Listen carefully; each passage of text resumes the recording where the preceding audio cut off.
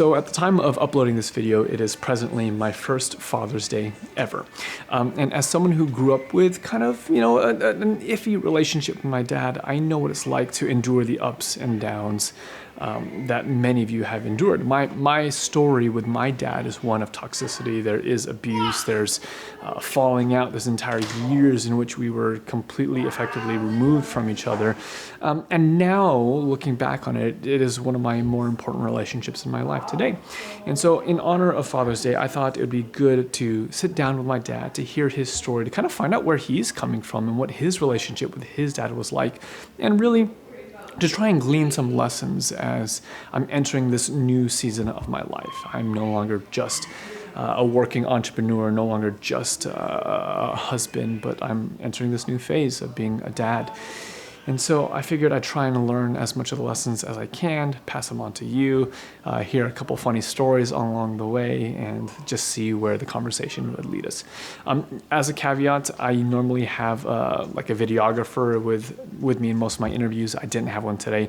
And so as a result, it's no surprise that one of my cameras ended up failing. And so the aesthetics of this video are a little bit less than par, less than what you're used to seeing on a normal video. So treat it with a little bit of grace. It still is a video that I wanted to share with you guys. I think it's still something that you'll be blessed by listening to. So all that said, here's my interview, my conversation with my dad. Here goes nothing. All right. This is a meeting long time coming, right? Yeah, special Father's Day episode. You and I have actually recorded before, but it was more focused on our relationship. Right. We talked about how terrible of a father you were and how you were just mean to me all the time. But I thought in the spirit of Father's Day, actually, I would love to sit down and just to get to know your story. I don't think I've actually ever sat down and fully just heard your story of your life. I have bits and pieces, stories here and there. But just like your overall story, I don't know much of it. And I've been thinking, especially since like Mama passed away, my grandmother had passed away, I just have been thinking about how important to me it is to immortalize memories. Okay. For the first time ever, we have the ability to capture stories. Right. And not just secondhand stories, but from the horse's mouth, so to speak. And so I want to sit down and just kind of capture what was life like for you as my father. And so I just kind of wanted to explore and see where that would go. Wow. I want to hear what it was like growing up. One of the lenses that I'm really curious about is actually growing up as a child. The Asian American experience is different today than it was however many years ago. Right. I'm guessing. For me, growing up where I grew up, it was very normal. All my friends are Asian, kind of a thing. But from the little anecdotes, I remember one story. I don't know if this is true or not, or if it's just like a lore story. But there was like a Bruce Lee moment when you were a kid. Do you know what I'm talking about? Yeah, you know what I'm referring to? I think what you're talking about is when I was going to a public school at that time, and I was one of the first Asians in that public school.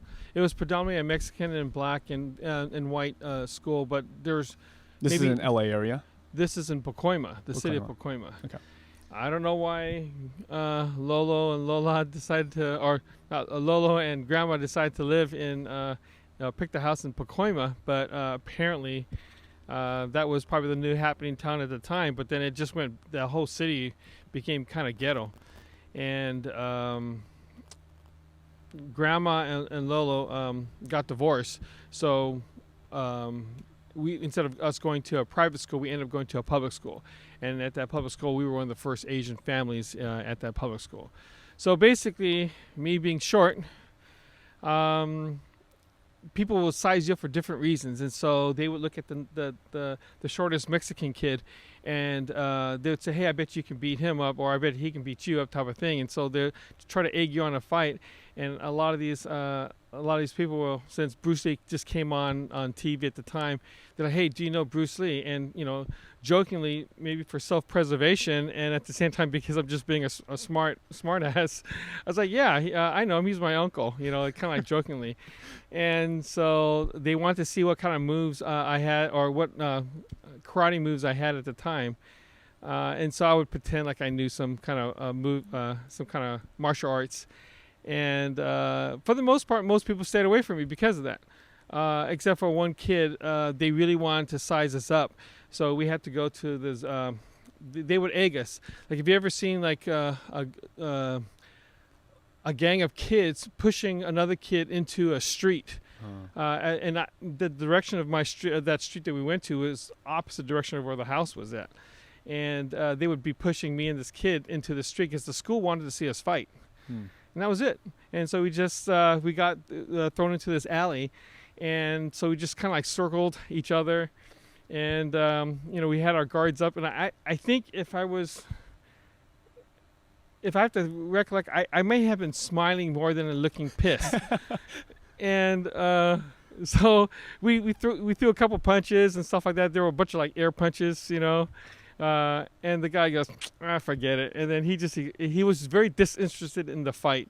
And it was kind of my opponent. Okay. And then I think we shook hands and walked away. So I think it was boring for everybody, but it definitely was a good cover up, Bruce Lee being my uncle. It reminds me when I was in elementary school, I've gotten in one fight in elementary school before the bell rang for like first period class or in the playground. And I forget exactly what happened, but Marcus, remember Marcus? Right. Marcus and I ended up getting in a little fight. And this, maybe because of your experience, I was in Taekwondo. I was in martial arts growing up. And so he comes running at me and I do like my little side kick and I double him over my leg kind of a thing. And he just keeps coming at me. And I think I got like one little swipe and it ended up like scratching his face. But like right when it happened, the bell rung and it was as if the spell was like gone. Because immediately, I'm like, bro, are you okay? Like, we like end up hugging afterwards. And we're like really good friends. It was just kind of like this funny moment where, like, yeah, we're not fighters. Like, that's not kind of the world in which I grew up. But that's the world that you grew up in, right? Yeah, actually, it was a rougher world. I actually had some legit fights. Okay. Yeah, but the story you're talking about, the Bruce Lee one, was we weren't even mad at each other. We were just the two shortest guys in the fourth grade. Yeah. And we wanted to see who was the better of the two. Well, actually, everyone else wanted to see who was the better of the two. We had no interest. But the school kids forced that fight, so to speak. I'm really curious if you could describe your childhood growing up, if there's a story that encapsulates what it was like growing up in your home. You mentioned how your parents had gotten divorced. If you can remember the before times, what was life like before the divorce and eventually things would get a little bit more complicated? I'm gonna digress to say, sometimes as a kid going through a divorce home, and I'm sure you can probably relate to this, some stories it just gets blocked out. If they weren't too happy, you just kind of get blocked out, or you kind of block out the story. But what I remember more of is the videos that Lolo took. And that's how I have these other fond memories of the family. It wasn't so much that they were fond memories of growing up, but they were definitely documented fond memories because of video. And if you kind of want to know why I shoot a bunch of silly golf videos and even family videos, whatever cases, I think part of it is just to capture whether it was a good or silly moment. It's something you can have memory of, and but that's the memories I have with me as a kid growing up. So does this mean that you have no memories of when you were a kid, or only your good ones that come from film, is what you're saying? Yeah, I'd say the good ones came from film, and I think that, I think any kid having to go through a divorce situation, it's hard. I'm sure it had been hard for you guys. So it was hard for us. At least it was hard for me. I think every kid took it differently. Do you remember how old you were around when it happened and kind of what your first interaction with the idea of it was? Because I have a memory of, Right. and I don't know if this is an accurate memory or if it's just one that I've made up to compensate, but I feel like I have a memory of when I learned that you and my mom would be splitting up. The only thing I can think of was I was in the third grade. I was 9 years old and I was in the third grade, and that's when I kind of knew things weren't working out, and that was basically my memory of the divorce. And then from then you go on from 9 till, gosh, for many years, there was always bickering and fighting and using kids as pawns. Whether it was for custody sakes, for saving money, for saving face. This parent's worse because of da da da da. Oh, this person's bad because of da. And there's just so much back and forth going on, and even if you had good intentions as a parent, I think sometimes it accidentally slips. I'm sure I've slipped at some point in time saying something derogatory about your mother at one point in time. Not in my heart's not that way, but sometimes pure frustration or. So I understand where Grandma and Lolo came from. There was a lot of holding your tongue, so to speak. Grandma was a little bit better doing that than Lolo. Lolo didn't hold back at all. So How did that impact you as a kid? You're hearing kind of the games being played, the manipulation going back and forth, the smack talk, if you will. How did that impact you as a child? Well, it made me a couple of things. One of them was you kind of keep quiet initially because out of respect to your parents, you just kind of take it. I think that's probably the best way I can describe it. But I think your body or your mind can only take so much. And depending on what kind of a personality that you have, me being more of a fighter type of a person versus being passive, you get fed up and you start voicing your opinion. When you start voicing your opinion, you start correcting your parents. Hey, mom, don't do that. Hey, dad, don't do that. That's not nice. That's my mom. Hey, that's my dad. Don't say these things. And you just stick up for the parent that's not there to stick up for themselves. In my mind, that makes adults grow up faster. It made my parents grow up faster. It wasn't pleasant. It wasn't smooth. What would happen when you would say these things? Oh, sometimes it could be another 2-hour lecture from Lolo. I mean, I can't tell you how many lectures she's given me for just saying, that's my mom you're talking about. Granted, Grandma probably never even heard half of the things that I've been standing up for her, but I took it. I mean, you're talking, we had to go from, at the time my grandma lived in Pacoima and Lolo lived in Cerritos. Even in the 70s or 60s, that drive was at least an hour. And there was always traffic on the 5 freeway.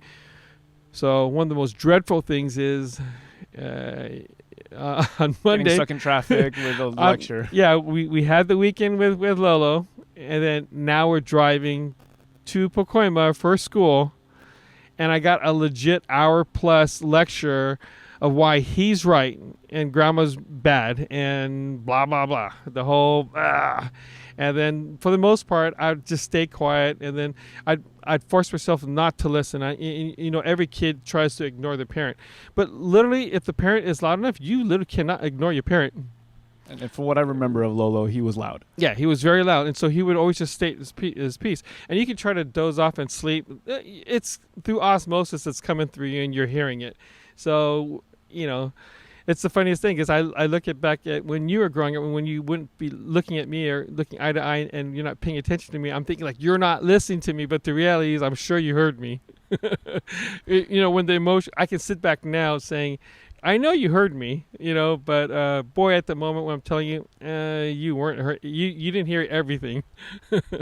So, out of the two parents, did you get along better with one of the two? Did you connect better with your dad, your mom? Like, what was the relationship like between you and them? I think I want to say it this way.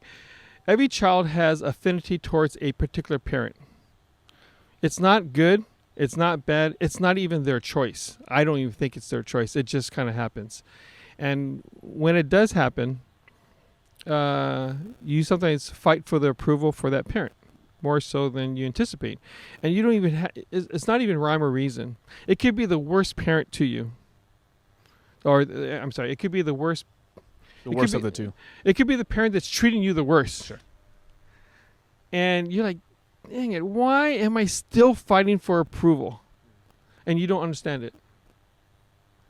And no one ever told me these things, but I think looking back, having my own kids and being a kid at one point in time, there's just certain natural tendencies that you have one way or the other. And I think as parents, the parent who doesn't have that affinity with that particular child, I think inherently tries to either overcompensate or gets pissed, or the relationship changes. So who was the one that you had an natural affinity towards? My natural affinity was towards my father. Okay. Ironically. Right. You're saying that you were seeking approval. Did he? I mean, this was a different day and age, so I'm guessing he would express his complete disapproval of you at times, right? Like, what would that look like? I would say I never got his approval. I can say this very emotionally healthy. What's the right word? You're in an emotionally healthy state right now. I'm in an emotionally healthy state. I overcame that problem, and I can honestly say I probably never got it, which probably makes me a very aggressive person. Sure. Which came first, the chicken or the egg? Right. Okay, so what was it like when he would express disapproval to you? Oh, anything. I mean, like...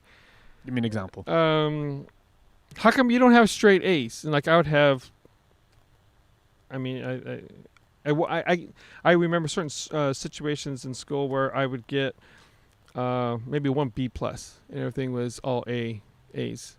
How come you don't have straight A's? Well, first let's just go back. Let's say I have 1 A, and how come they're not straight A's? Why do you have a C? Why do you have a B? You know, like your typical old school Asian parent. And then when you get now more A's than more B's or C's, how come you don't have straight A's? And then when you have all straight A's, how come they're not A+? And I'm like, what the frick? And you're talking about anger, you're talking about frustration. I experienced all that. One of the things I remember you telling me about, Lolo, it wasn't all bad. There was a lot of good. There was a lot of kind of hustle on his part of things. Right. I've never really had a clear picture of what he did for a living. It seems like there were stages of it. Like there's certainly the gambling phase, which I would love any stories about that. But there's also like farming. It seemed to be one of those things. Like I'm trying to, like, what did he do for a living? And like you would tell stories about the way that he would turn nothing into like massive amounts of somethings. Lolo was not embarrassed at all. Like he really didn't care what other people thought. When going through the 60s and 70s, there was so much conforming with ideas. If you weren't within if you didn't look a certain way, if you didn't behave a certain way, I don't think people had the balls to be different. Now it's so common being different. Conforming is the new. Conforming is so attractive. You know, yeah. So he was the non-conforming individual everywhere. There's multiple stories, but I can think of you're asking like, what did he do? Like, what is his hustle? His side hustle was just being inquisitive of people. It started off a simple thing as of us fishing. We would fish at San Pedro, and we would find some spot and start fishing off the pier. It became to the point that it became illegal. You had fences, and we'd find ways to get through the fence, and we'd hop on the other side and just start fishing. And that small little passion of him became a business. We'd fish all overnight, so we're talking like Saturday sunset, fish till Sunday morning. That was a Sabbath reference for everyone Right. who's not an Adventist, by the way.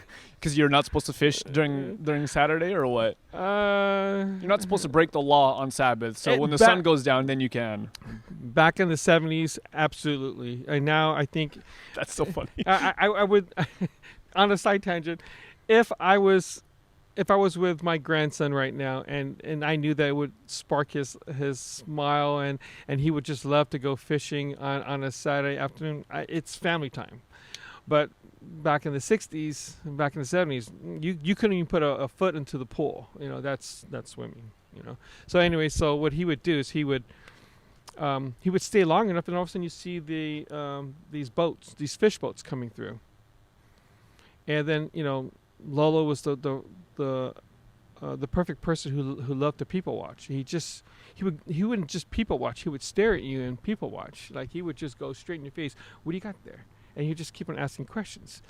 And if I don't know the story correctly, at some point in time he just asked the fisherman, "What do you got there?" And he had a boatload of rock cod fish or halibut or whatever it was.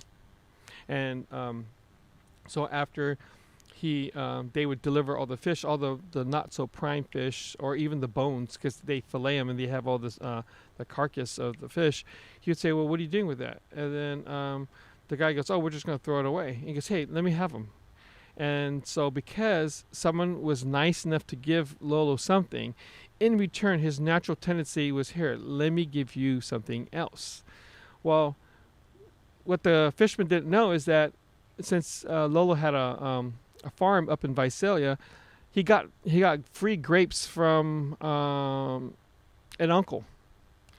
So uncle would give him like, when I say free grapes, I'm talking like 20 cases of Thompson grapes, and 20 cases can fill a van, full of grapes. So you can't walk through the van. So then he would get all this free fish heads, and it started off as fish heads, I believe, and then so he would give them two or three cases of grapes.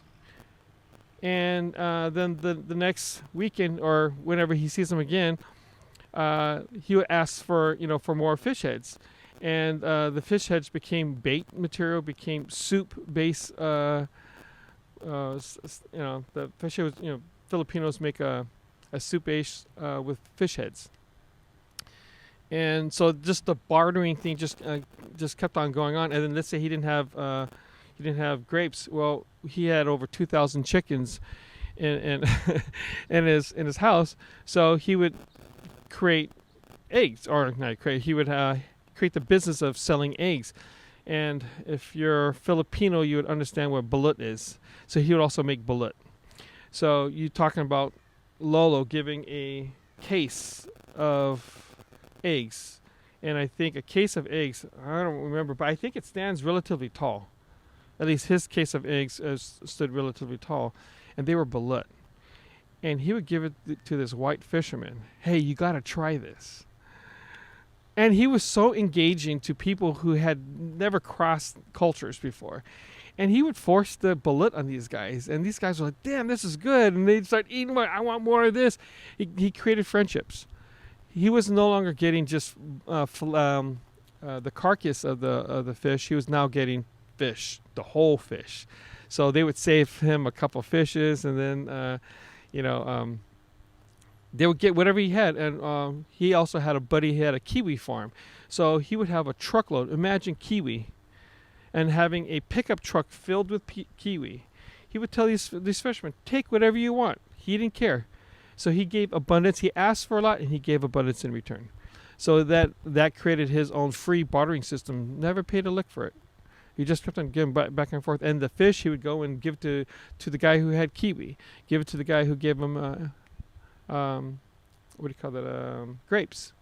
And he created his own bartering system, and he did that just to survive. And to me, it wasn't about money. It was just hustle. He loved it. He enjoyed it. He enjoyed having contact with people, creating friendships. That was his thing.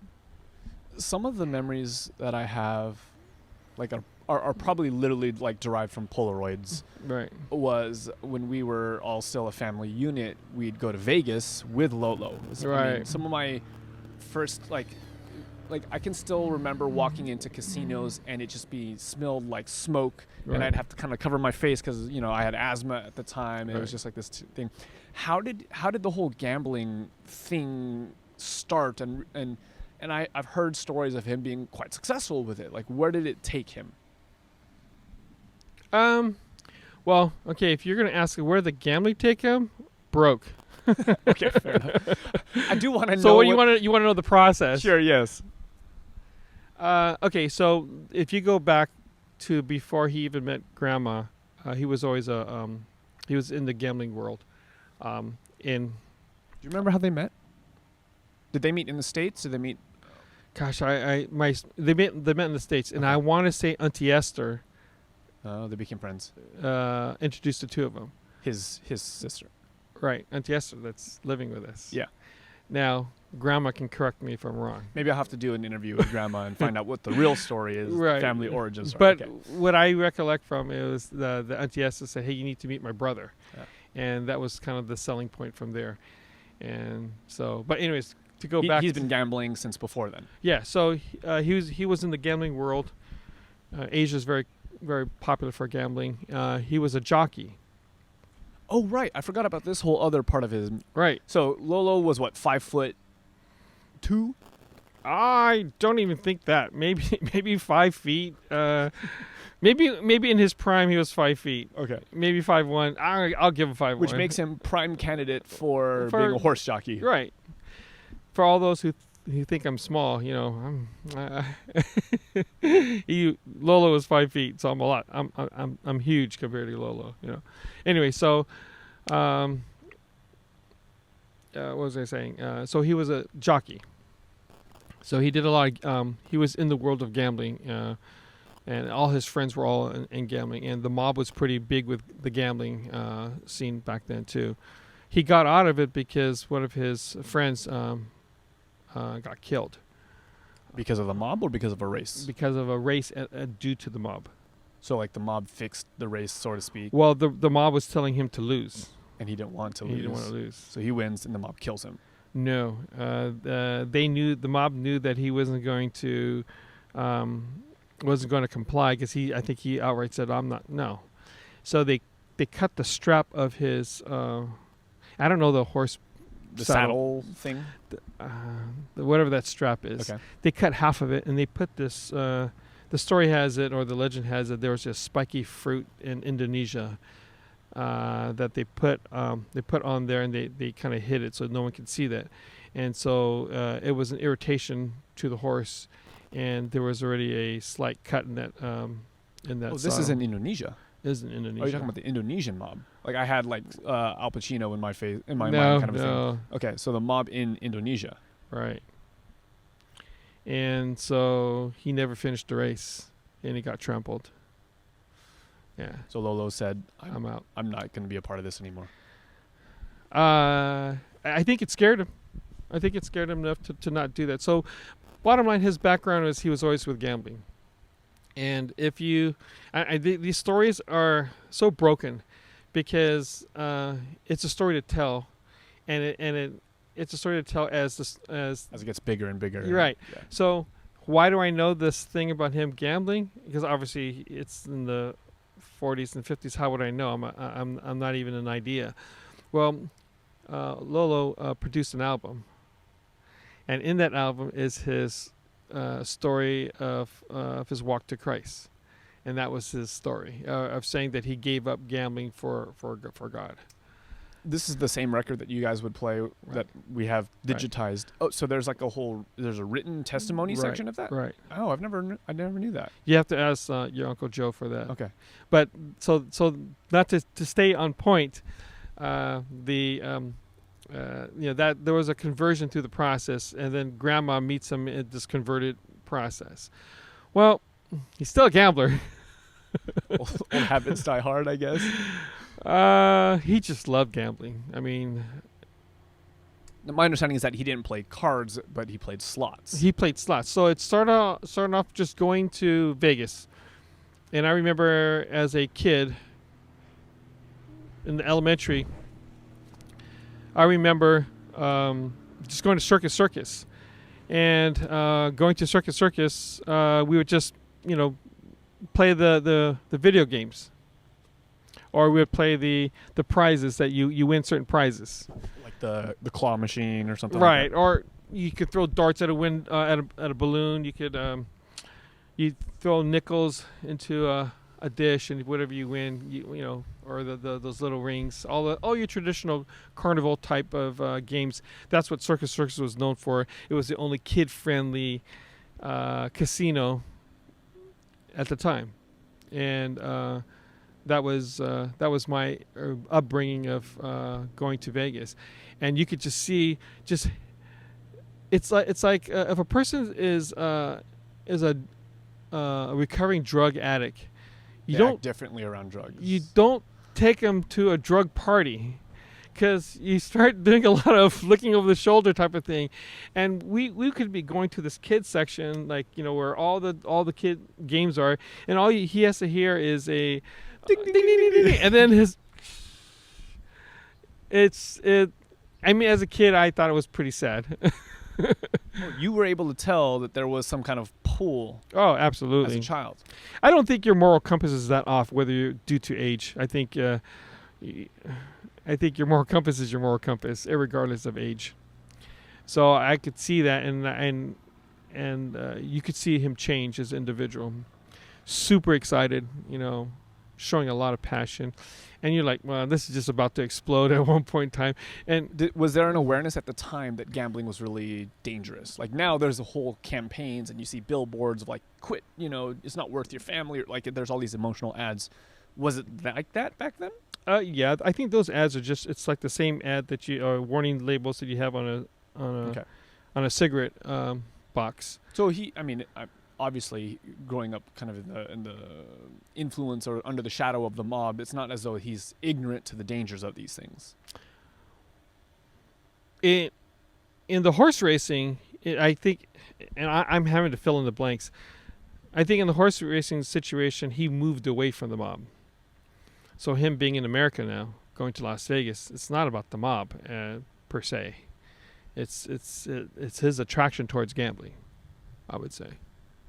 So he was good at this. He was persistent. Okay. Is that what makes a quote unquote good slot player, is just persistence? I don't know. Because that's the thing that's been really hard for me to understand. Like blackjack, like there's a system you can beat the house. Even poker, like there's a way that you could read your opponents, which it would have sounded like Lolo would have been probably pretty good at if he applied himself in this way. I think he'd be horrible. His emotions are too obvious. Oh, really? Okay, maybe not.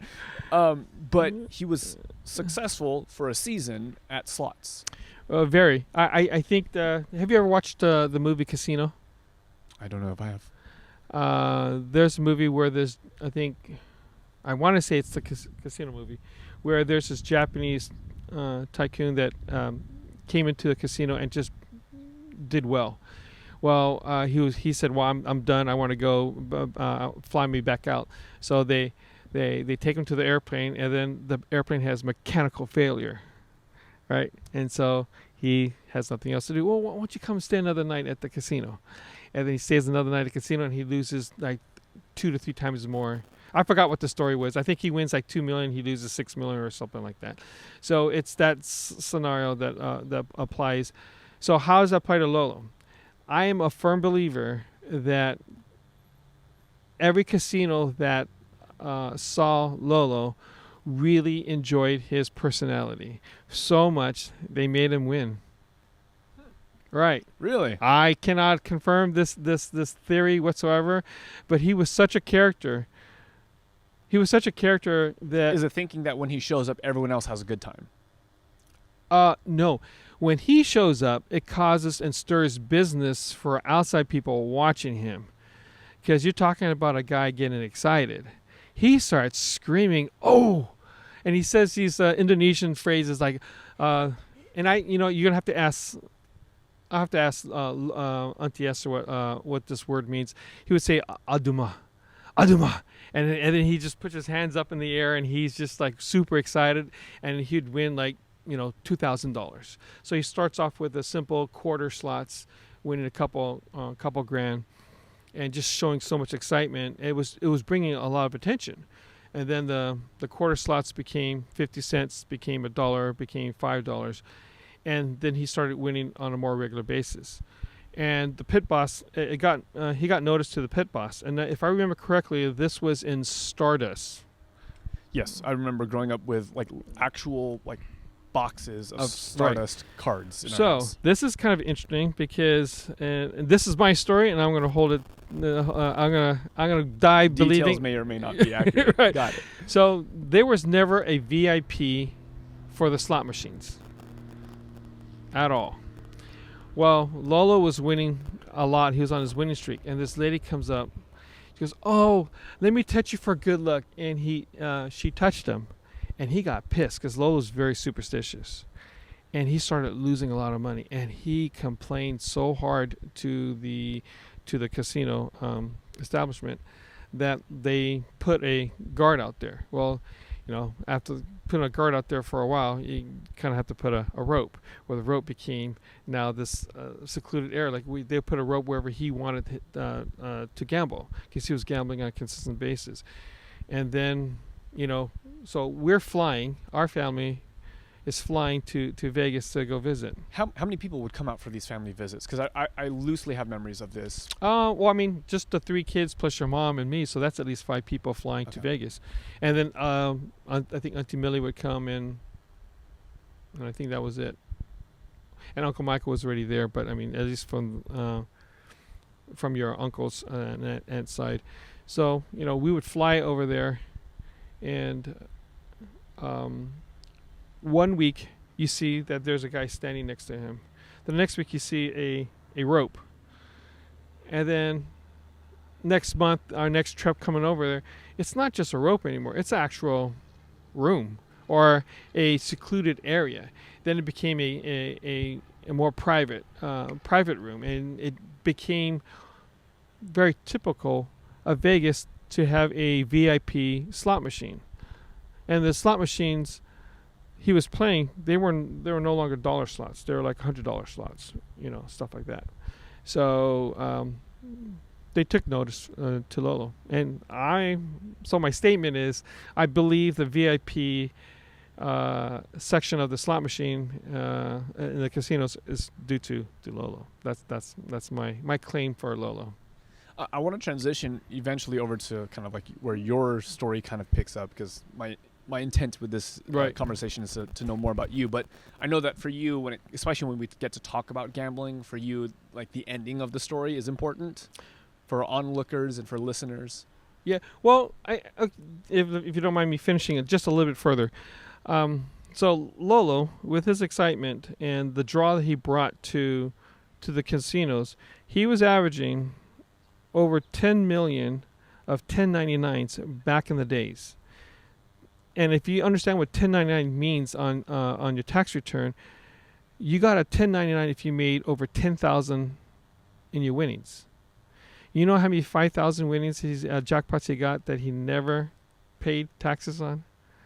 There are so many. He was estimating that he probably had over 1 million of all these smaller than the less than 10,000 jackpots that he won. So he was averaging at least 10 million for a few years. At least that's the message. That's the conversation we had.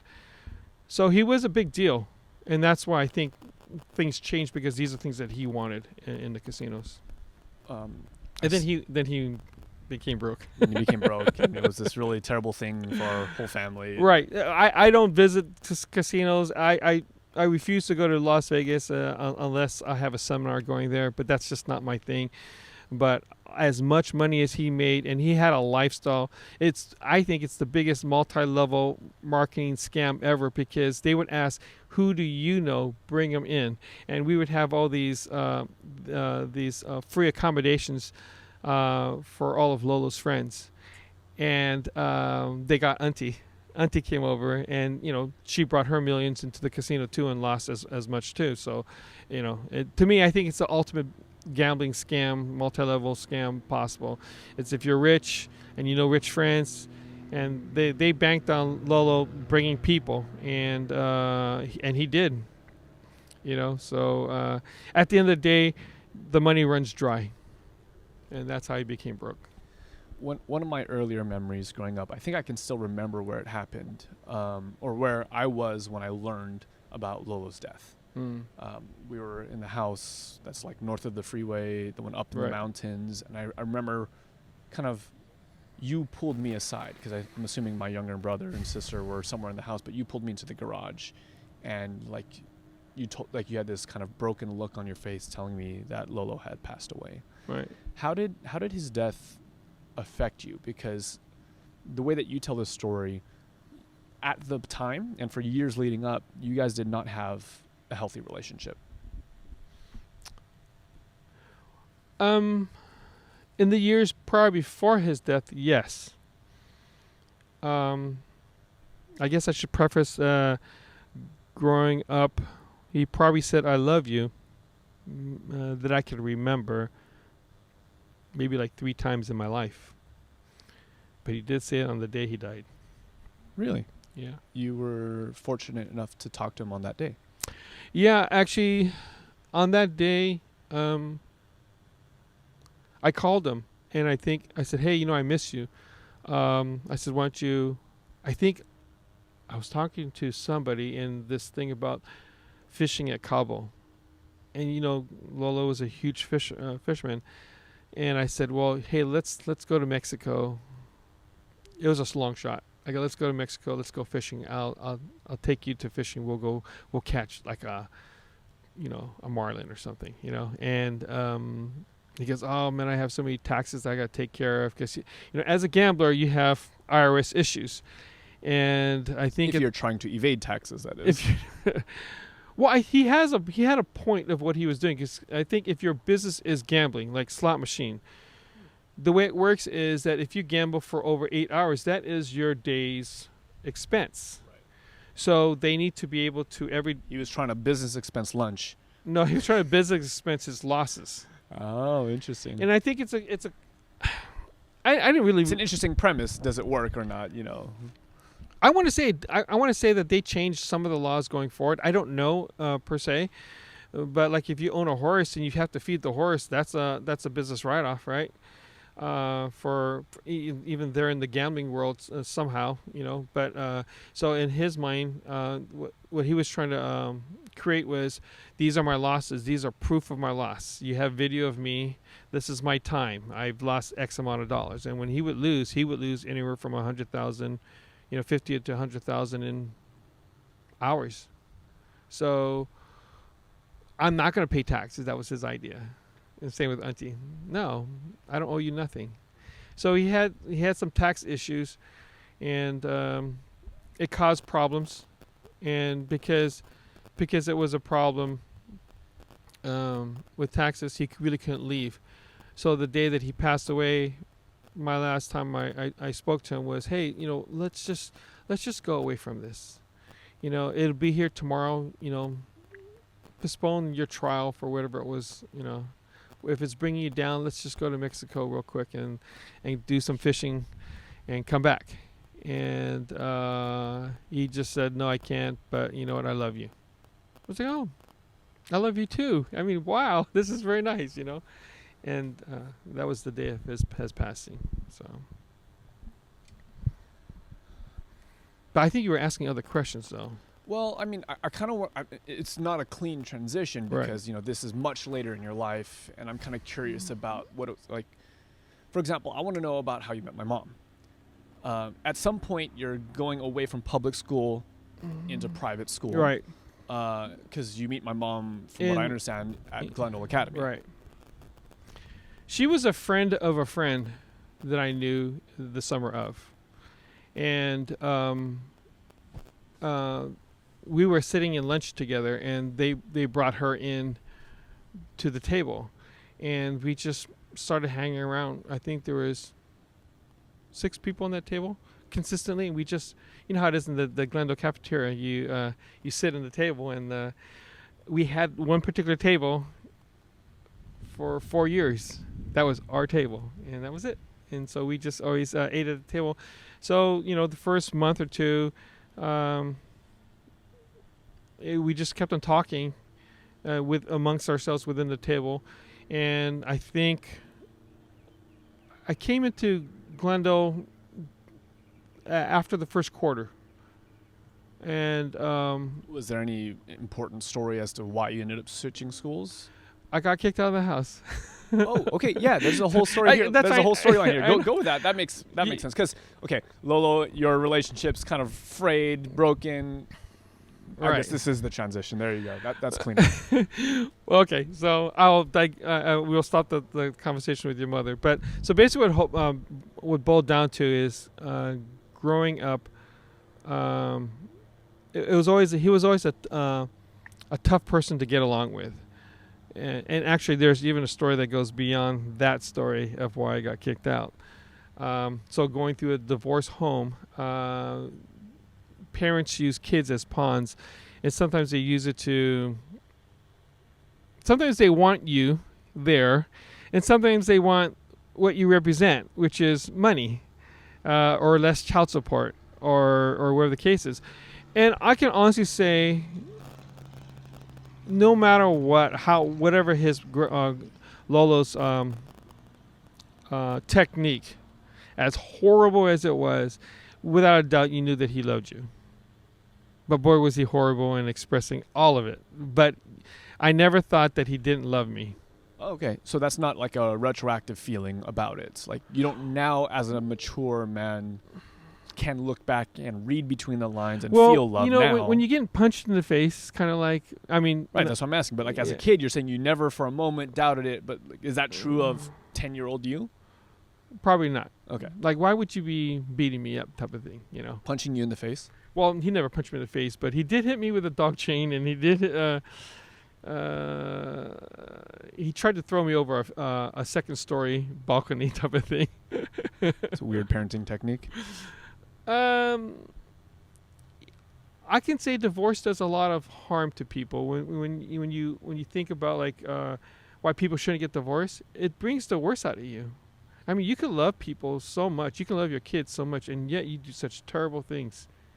Myself have done some in my own. And the good part is that when, not if, but when you realize that a parent needs to switch that switch, or flip that switch. Sorry. So he's manipulating. He's doing what he can, but then somehow you're expelled from the house. Well, so to bring the story back, the first thing that he tried to convince, and you talk about like bad parenting situations, he was trying to say, hey, you know what, your mom's so bad, you need to leave her. If you leave her, this is what we can do, cases. So he basically convinced your Uncle Joe and me to run away from home. And this is when Grandma was living in Pacoima. Bless her heart for all the crap that we've had to put her through. And then, and also bless her heart for being a very forgiving mother too. We're all good now, but it was very, I'm sure looking back, if my kids did this to me, man, that's horrible. So we were convinced to live with Lolo. And in the process, we had the only way to go about this is to run away from Grandma. And so for 1 year, as a 7th grader, and as your Uncle Joe being in 11th grade, the oldest being 11th grade, we stayed in a trailer. And actually we stayed with the Dalidas. There's a Dalida family up in Visalia that's somewhat related to Grandma's family, the Santos. Talk about this weird situation. We stayed at their house for about a couple months, and then we had to move out of the place. I think the neighbors got mad at us for living next to them, and so we had to stay in a trailer park. So we lived in a trailer park unsupervised. A 7th grader and 11th grader, no parents, for about a year. Was that a fun time for you? Believe it or not, I really didn't do anything bad. It was all about going to school and having fun, having no longer fights, like domestic fights and stuff like that. So to me, I thought it was fun, but your Uncle Joe was horrible. I mean, he was stealing things left and right. And he was a bad influence to me to make me steal too. But I mean, the real And now he's the elder of which church again? exactly. Funny, right? It's a very similar story to Jono, huh? Exactly. Same story. Father, son. But yeah, so now we ran away from grandma. We're living there for about a year. So I finished my 7th grade there, and then we changed custody, moved to Cerritos, and then we were living with Lolo. And that was in the 8th grade. Then after that, we moved to Visalia because he bought a farm. And you talk about a kid going through so many changes. My goodness, changes was so common, and so now Lolo built a house in Visalia. Now we're living in that house, and if Lolo did something that I didn't think that was morally correct, I would speak up.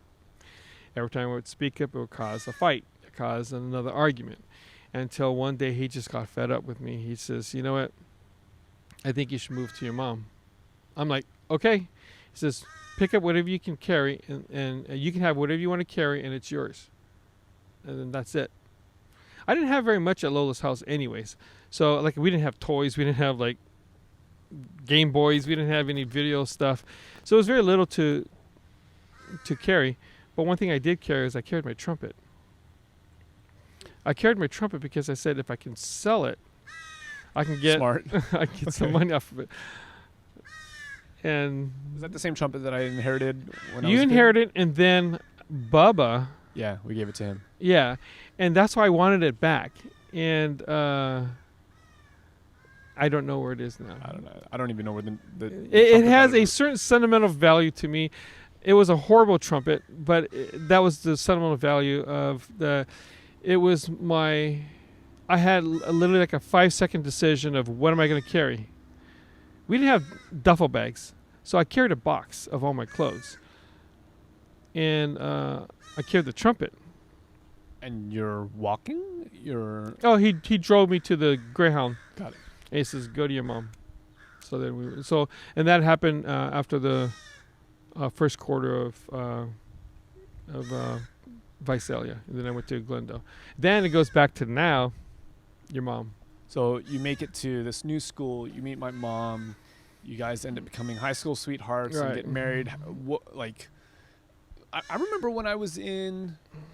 I want to say I was maybe a junior in high school. And I remember in religion class, there was like this teaching on divorce.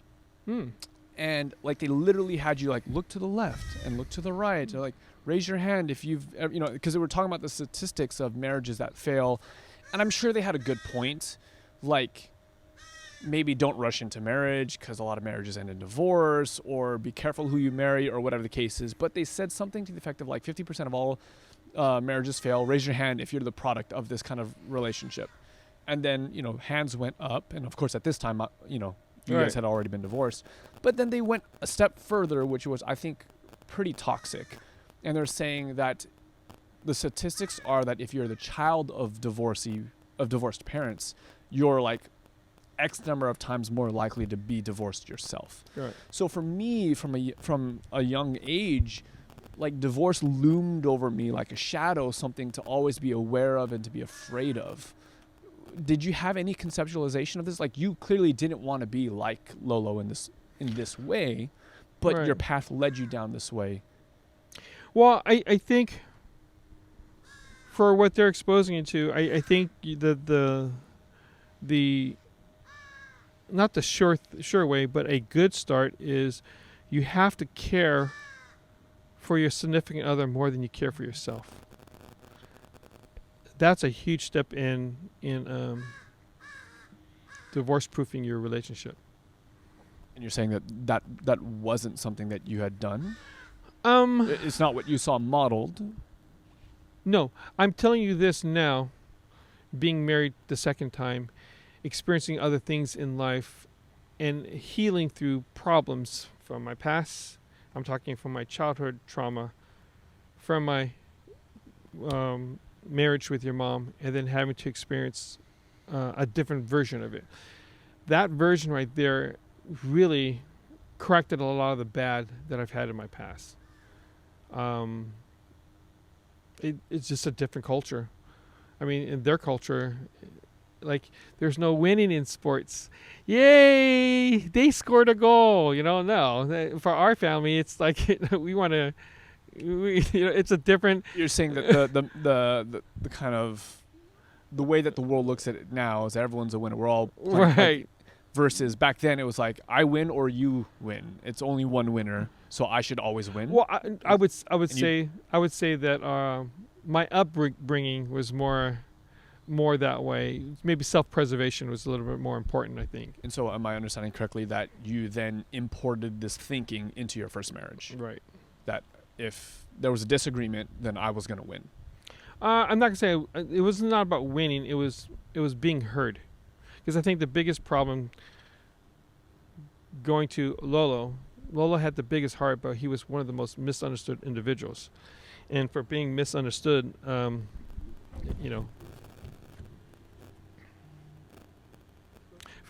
Lolo being misunderstood, I think that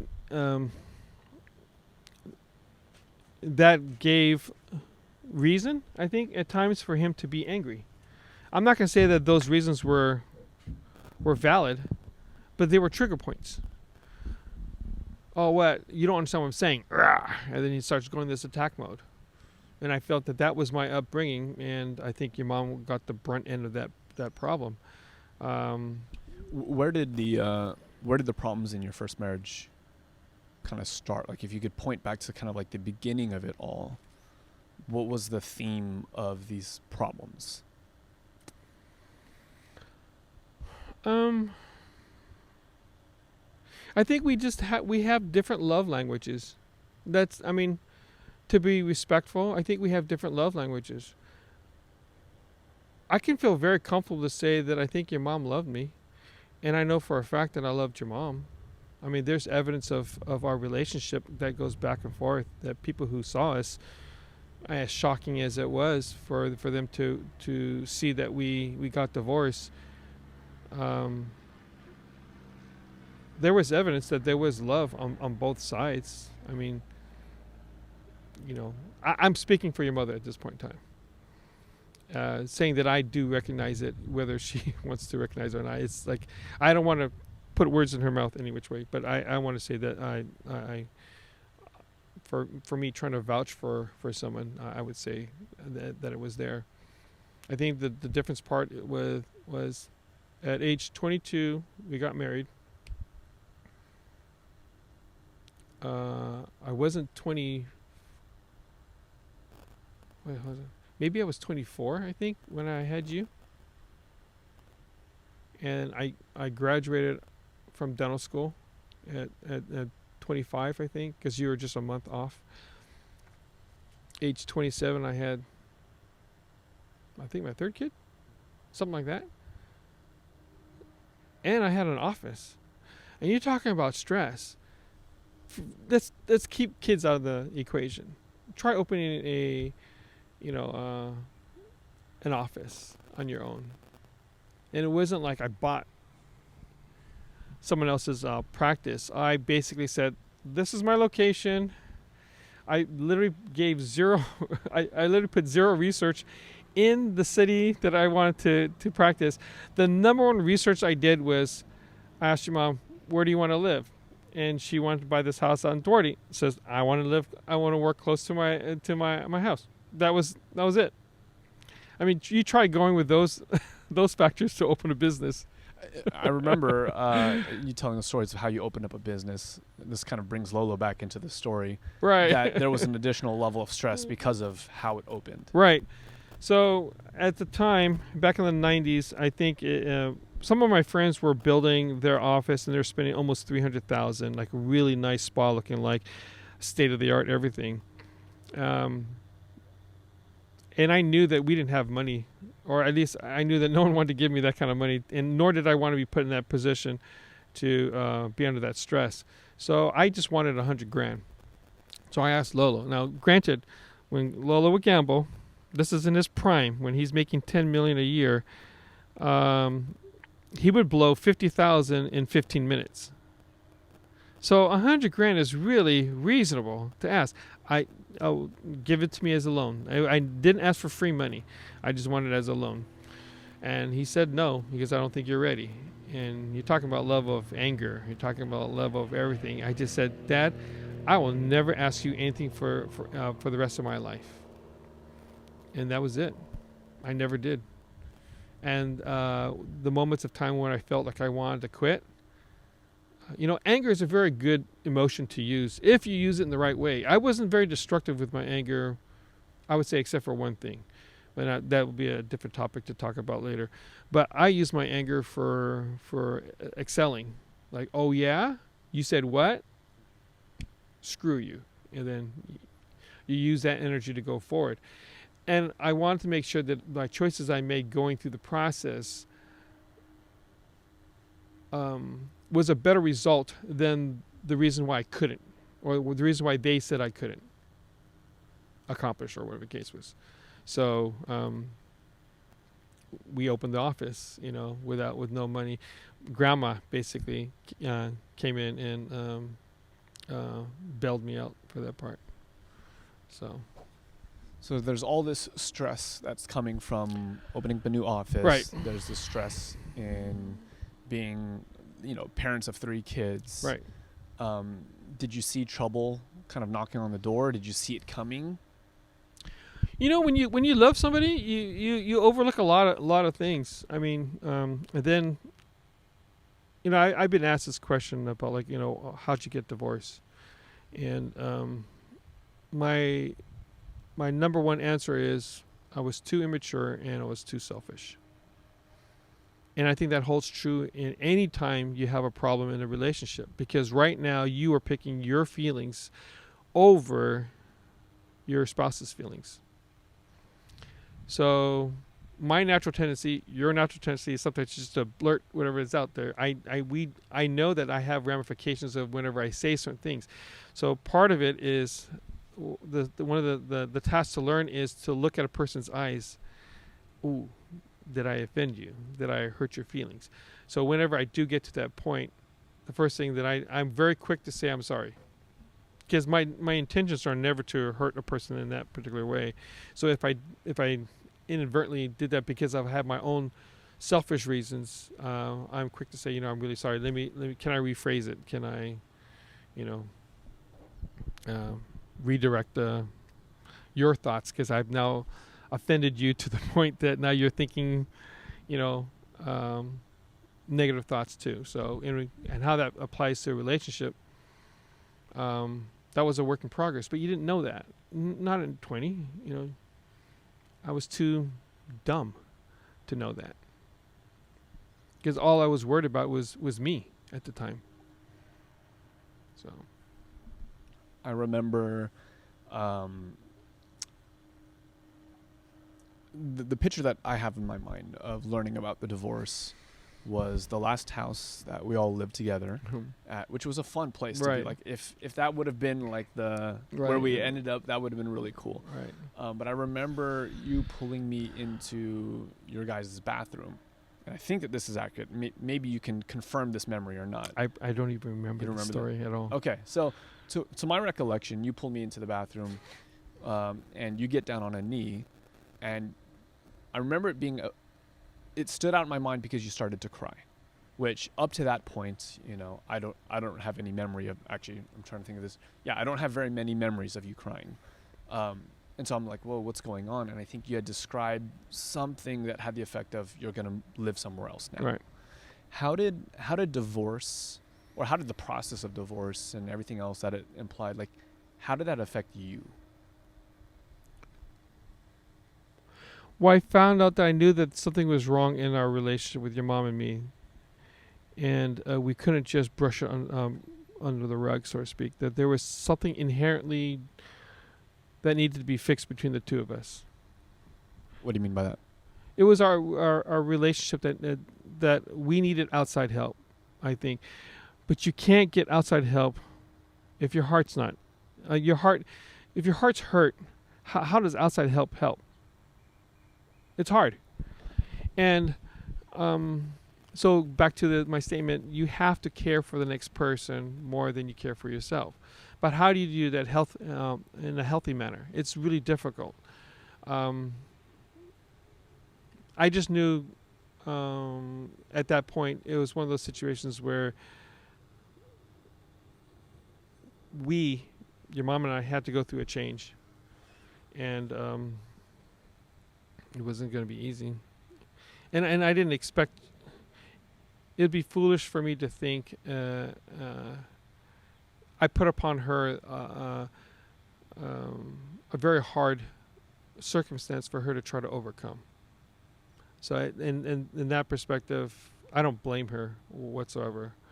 You know, I don't blame her for being mad at me.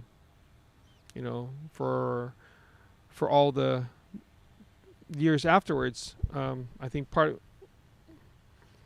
I think it was when we had to go to court for you, that at that point I said to myself, I don't have anything important to say to cause more problems for other people anymore. And that was my first. That was a conscious effort for me to worry about someone else first more than me. And it wasn't easy, because you have a person who wants to stab you. And how do you act kindly at the same time? It's not that easy. In the moment, did you ever realize that you were kind of replaying Lolo's narrative? You don't know any different. Because like when I think about it, like you talk about the fighting as a couple, you talk about the manipulation that takes place that follows a divorce, you talk even about parenting styles. Like it sounds very reminiscent. Yeah. Did you know that was taking place, or was? I think the first thing was, one, you were a very difficult child, and I was spanking you because you were a very difficult child, and in the process, like, man, I didn't like it when Lola did that to me. Why am I doing it to my own child? So that's the first thing. That this has nothing to do with the relationship. This has strictly to do with just parenting. I can tell you this much: if you go to great Lolo, to me, to you, there is a progress. There is a happy progress, a positive progress for parenting. And I see how you are with Maddie. There is obviously a huge change. So there is a progression. Is it perfect? No. But I'm happy to say that the things that I experienced, you have never experienced at all whatsoever. Although in your life, man, that was horrible. You know, my dad was like this.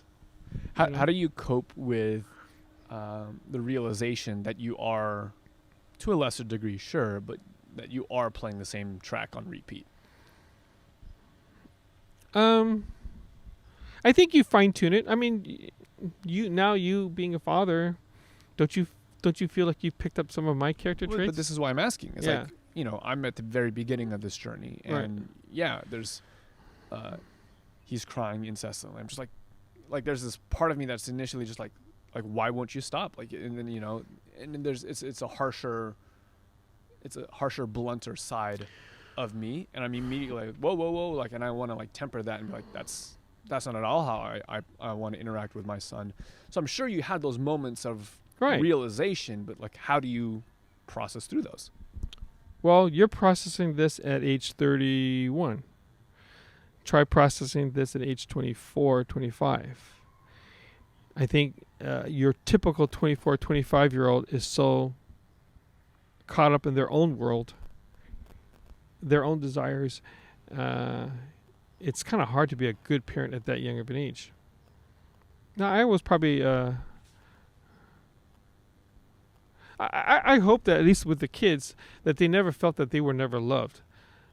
That they were always loved. They weren't maybe treated with love, treated fairly. Because sometimes you have your own anger, your own demons to deal with, and sometimes those demons take the best out of you. And I understand I'm being general with this comment. If I'm open. You can bring whatever story that comes to your mind that's traumatic. But I mean, you know, you have shortcomings, but I was never short of love. But you have shortcomings. I remember in junior high, things had escalated between you and me to this point where, like, I had made a somewhat executive decision where I wasn't seeking input anymore. Right. And I basically told you, like, in so many words or less, like, I just never wanted to see you again. Right. I hard stop to the relationship. And in my mind, I forget exactly the timeline, but clearly it happened in junior high and lasted well into my high school year. So it was a couple years. It was almost 4. I would say it's almost 4 years. 4 years where effectively there was no relationship. There was a antagonistic relationship. Fair. How does that impact you as a father in the moment? It was hurtful. I took it two different ways. I have to own up to that problem, but at the same time, I felt that you had help in that process, and I think those twofold things you have to decipher the two. Prayer. I can't tell you how many. I don't know if I ever told you this, but I used to pray 30 minutes a day or so in the shower, crying. I felt that I lost you. And that was not my end goal. So that was tough. What did those prayers sound like? Well, I wanted you back. Yeah, but like, what were the words?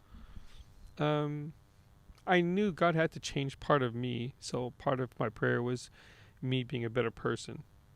That was kind of critical.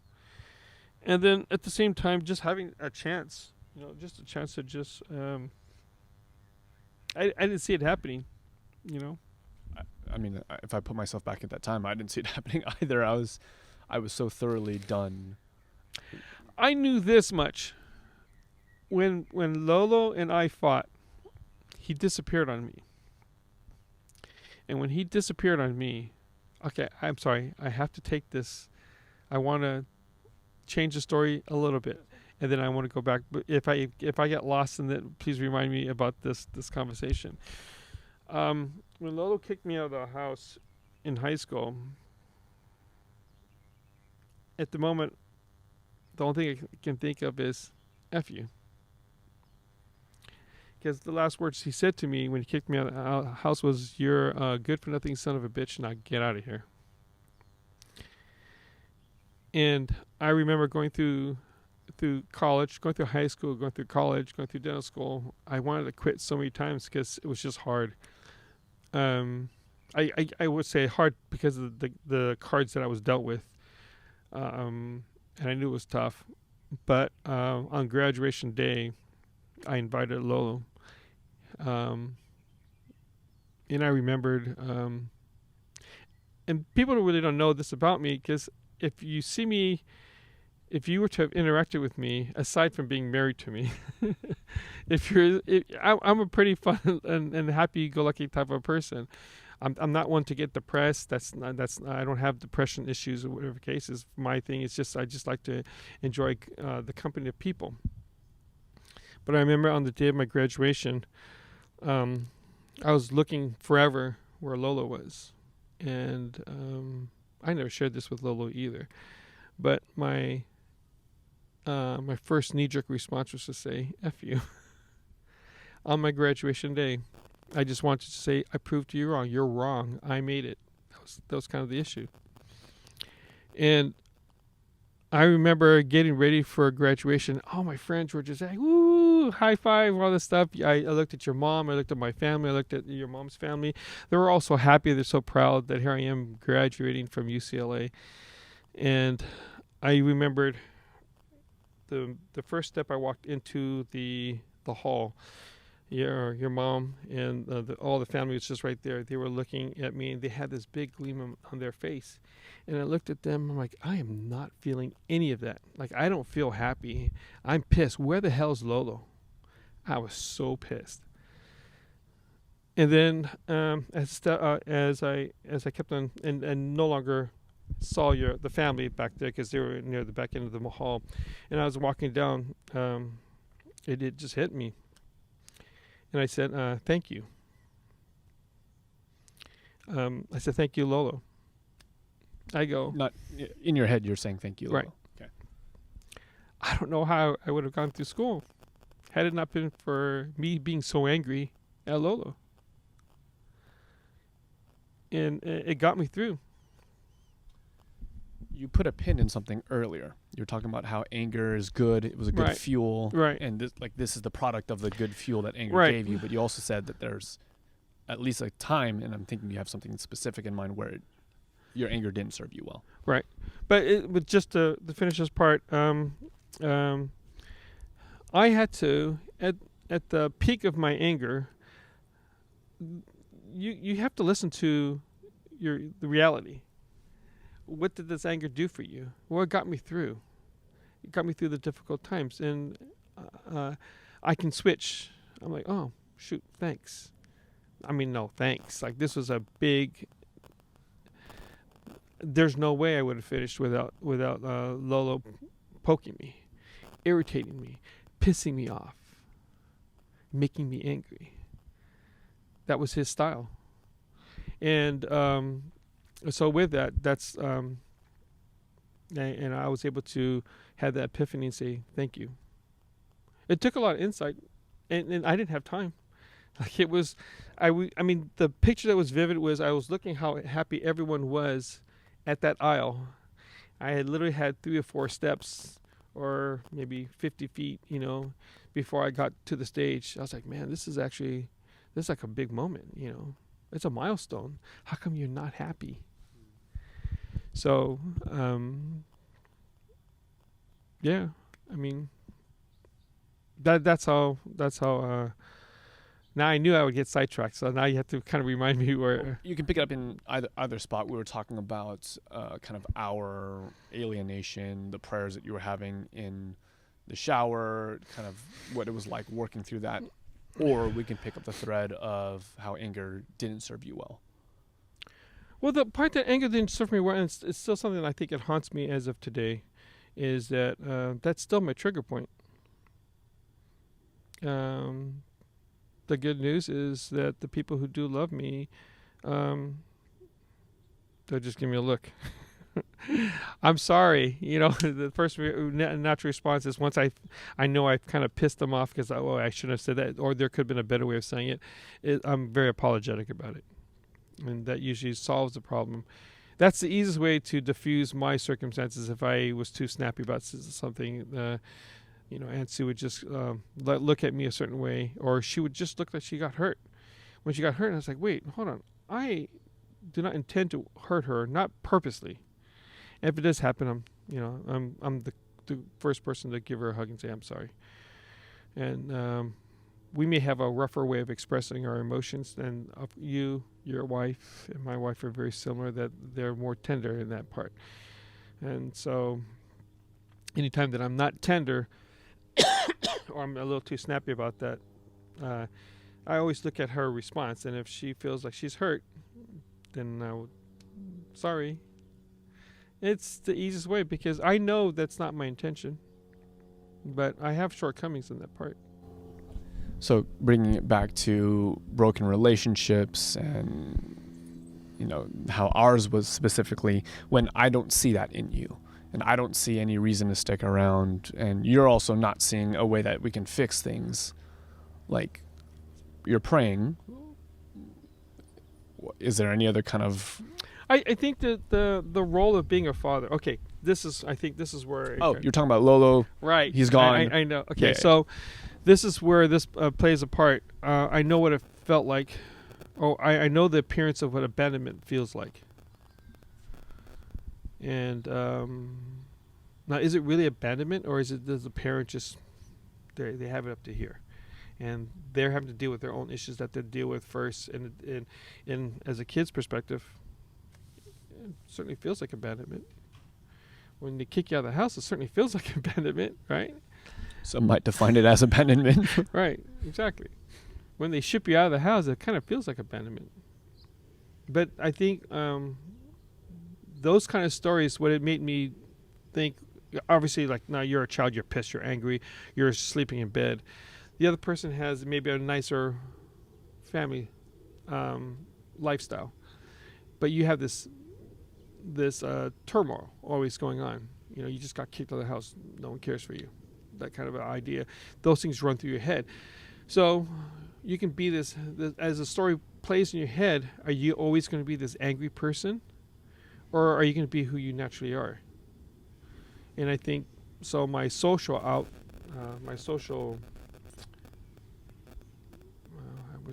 tone is to always want to be happy, because I had such a crappy upbringing. So I want happy experiences. I want to have fun with people. I want to joke around. I want to do these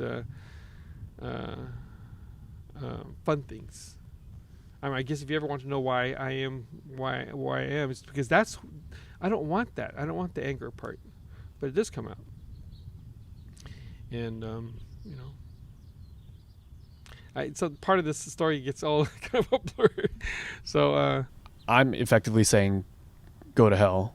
Right. But you're internalizing it differently because of what you experienced with Lolo. See, and I apologize. When you're going through some bad times, you forget some parts of your story. So I didn't want you to go through this abandonment, and that was basically the bottom line.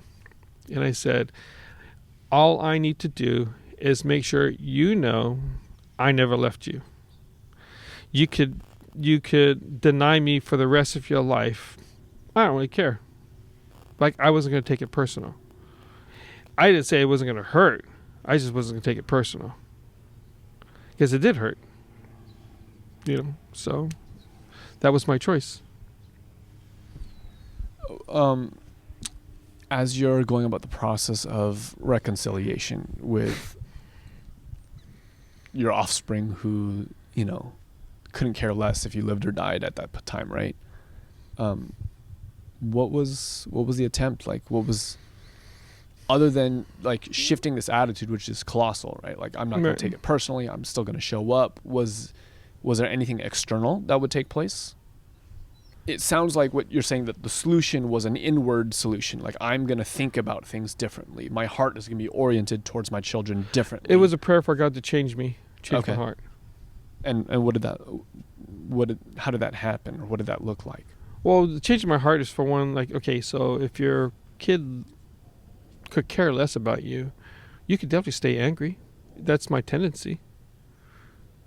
I could have just been this angry person forever and say, screw you. I know a parent and a son relationship, there was a scuffle, and the kid hit his father back. I think the father hit him and the kid hit the father back. They still have yet to reconcile, from the story that I know. That's not me.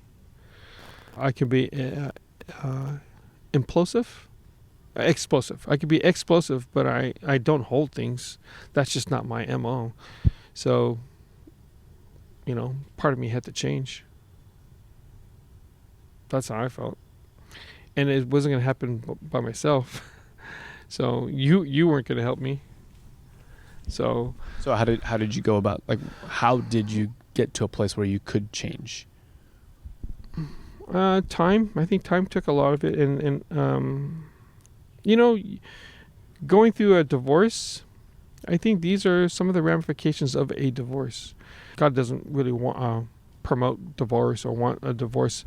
These are the ramifications of going through a divorce. I think like you have parents fighting amongst each other, using kids as pawns, and kids suffering.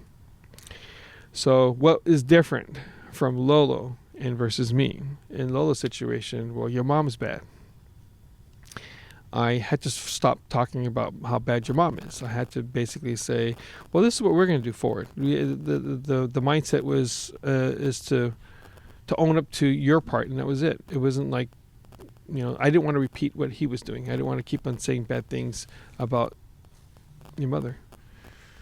I think that's big. I think that's huge. Like, how do you swallow it? How do you care for someone that doesn't care for you, at least it doesn't look like they care for you at that moment? I'm no longer married to her, but if I care for my kids, I don't have a choice. I have to still care for your mother, if that makes any sense. If your mom's not okay, there's a good chance you won't be okay. Now, we're not going to be like it was in the past, but your mom has to be stable. I'm sure you've heard enough divorce stories where the husband just checks out, or even the women check out. They don't even take care of the kids. But it's very common to see the father checking out, and that's it. And I said, no. There's even a story. I'm bringing one of your aunts into the story. I remember when the divorce came out, Auntie Janice. She goes, because now you're abandoning your kids. I go, I am not going to abandon my kids. And I remember one of the comments she says, whenever you get divorced, all you guys just leave. I go, no, I'm not going to leave. I said, I want to be there. I just want to be with her cousin. It was one of those situations. And anyways, that story came to my mind. I would not abandon you guys. You're not going to have the same stories of me and Hope or the cases, but it's never going to be because I didn't care. We have circumstances that we have to overcome and deal with, but it's not because I didn't care. Eventually, you find love again. Right. What was it like going from experiencing firsthand the breakdown of love and all the implications of it, the damage it causes, everything? What does it look like to try and find, or to be willing to trust love again? This is different. I mean, I think the biggest difference is with my experience finding it. I wasn't looking for it, for one. It kind of came to me. And when it came to me in a manner I've never seen before. I've always had friends that were girls or ladies. And I've always been close to a lot of girls, strictly because I grew up with sisters, so it was very easy to have these relationships. But this was different. I didn't think I had to be cared that much, but someone cared for me that much. I was like, whoa, it actually feels kind of good. And then you didn't realize that, like, whoa. She likes me like that. She likes me even when I'm angry. She loves me for the fact that I have all these horrible character traits. And she's not holding a grudge on me for that. The moment of time when I snap at her over cases, and I do apologize. And when I apologize, the story is never brought up again. That's huge. There's no grudges. If there are no grudges, you can heal pretty easy. You have a better chance of healing yourself versus in a relationship. If someone doesn't want the worst from you or doesn't mind your success, you change. You change. So the thing I'm curious about is like finding love again. Yeah, just like so I'm guessing as you're beginning this next relationship, you're keenly aware of how the first one is broken apart. Right. And so if I'm in that position, I'm trying to mitigate against a repeat of what just happened. And I'm just curious, like, what you were focusing on. Nothing. Okay. I had it wasn't even about focusing on anything. I think the biggest thing was someone accepting you for all your faults, the ugly part of you. And if someone can accept you for that, that's pretty safe. It was a very safe situation, emotional safe. And I didn't know I had to have that that quality. That wasn't something I didn't know I needed that until I actually found it. Right, because I would even guess, like, if someone told you that that's what you needed, you'd be like, oh yeah, okay, whatever, dude. I would be angry and fight my way through the whole thing. Because, like, how dare you say that I need this kind of softness or that's whatever. Weak. You're right. That's how I would hear it. Right, exactly. And yet, when you experience it was super tender. It was something that just, if you want to see me, the reason why I think I went through my changes is because that's what I was exposed through her. Does experiencing that through her, how does that change the way that you parent? like when you get to operate, I'm reading into this and I feel like I know where it's going to go, right? But like feeling that you're completely radically accepted, I'm guessing it changes the way that you interact with people, Right. certainly your child. Right. As you can, sorry. I'm not looking for a sorry. That's not the point. I apologize. Will you forgive me? I think the truth be told, at that age, I was more, when you were first born, I didn't have that in me. And then, later on when you see, like Hope literally probably has not, her spankings like this. Stop. Hope is my sister from you Right. and your second Right. wife. So because I just showed displeasure, she would cry. And she was super affected by the disapproval I've had for her, and that corrected it. There's no need to spank. I didn't have to spank. So when you tell me this, it's often with kind of a tongue-in-cheek, if not an explicit point, being that I'm different than Hope, and that's why that works on Hope. But what I'm curious about, Right. and I'm even kind of intuiting, is that I actually know that might work. Like, do you have a theory if this works with all children, or could work with all children?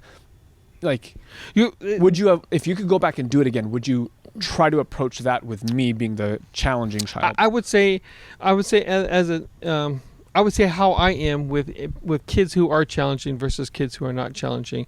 I think my approach doesn't really change a whole lot per se. I have to be honest about that part. Your question, I have to be kind of honest with that. I would definitely be more patient about it, but I think my approach would be still relatively similar, just a better version of it.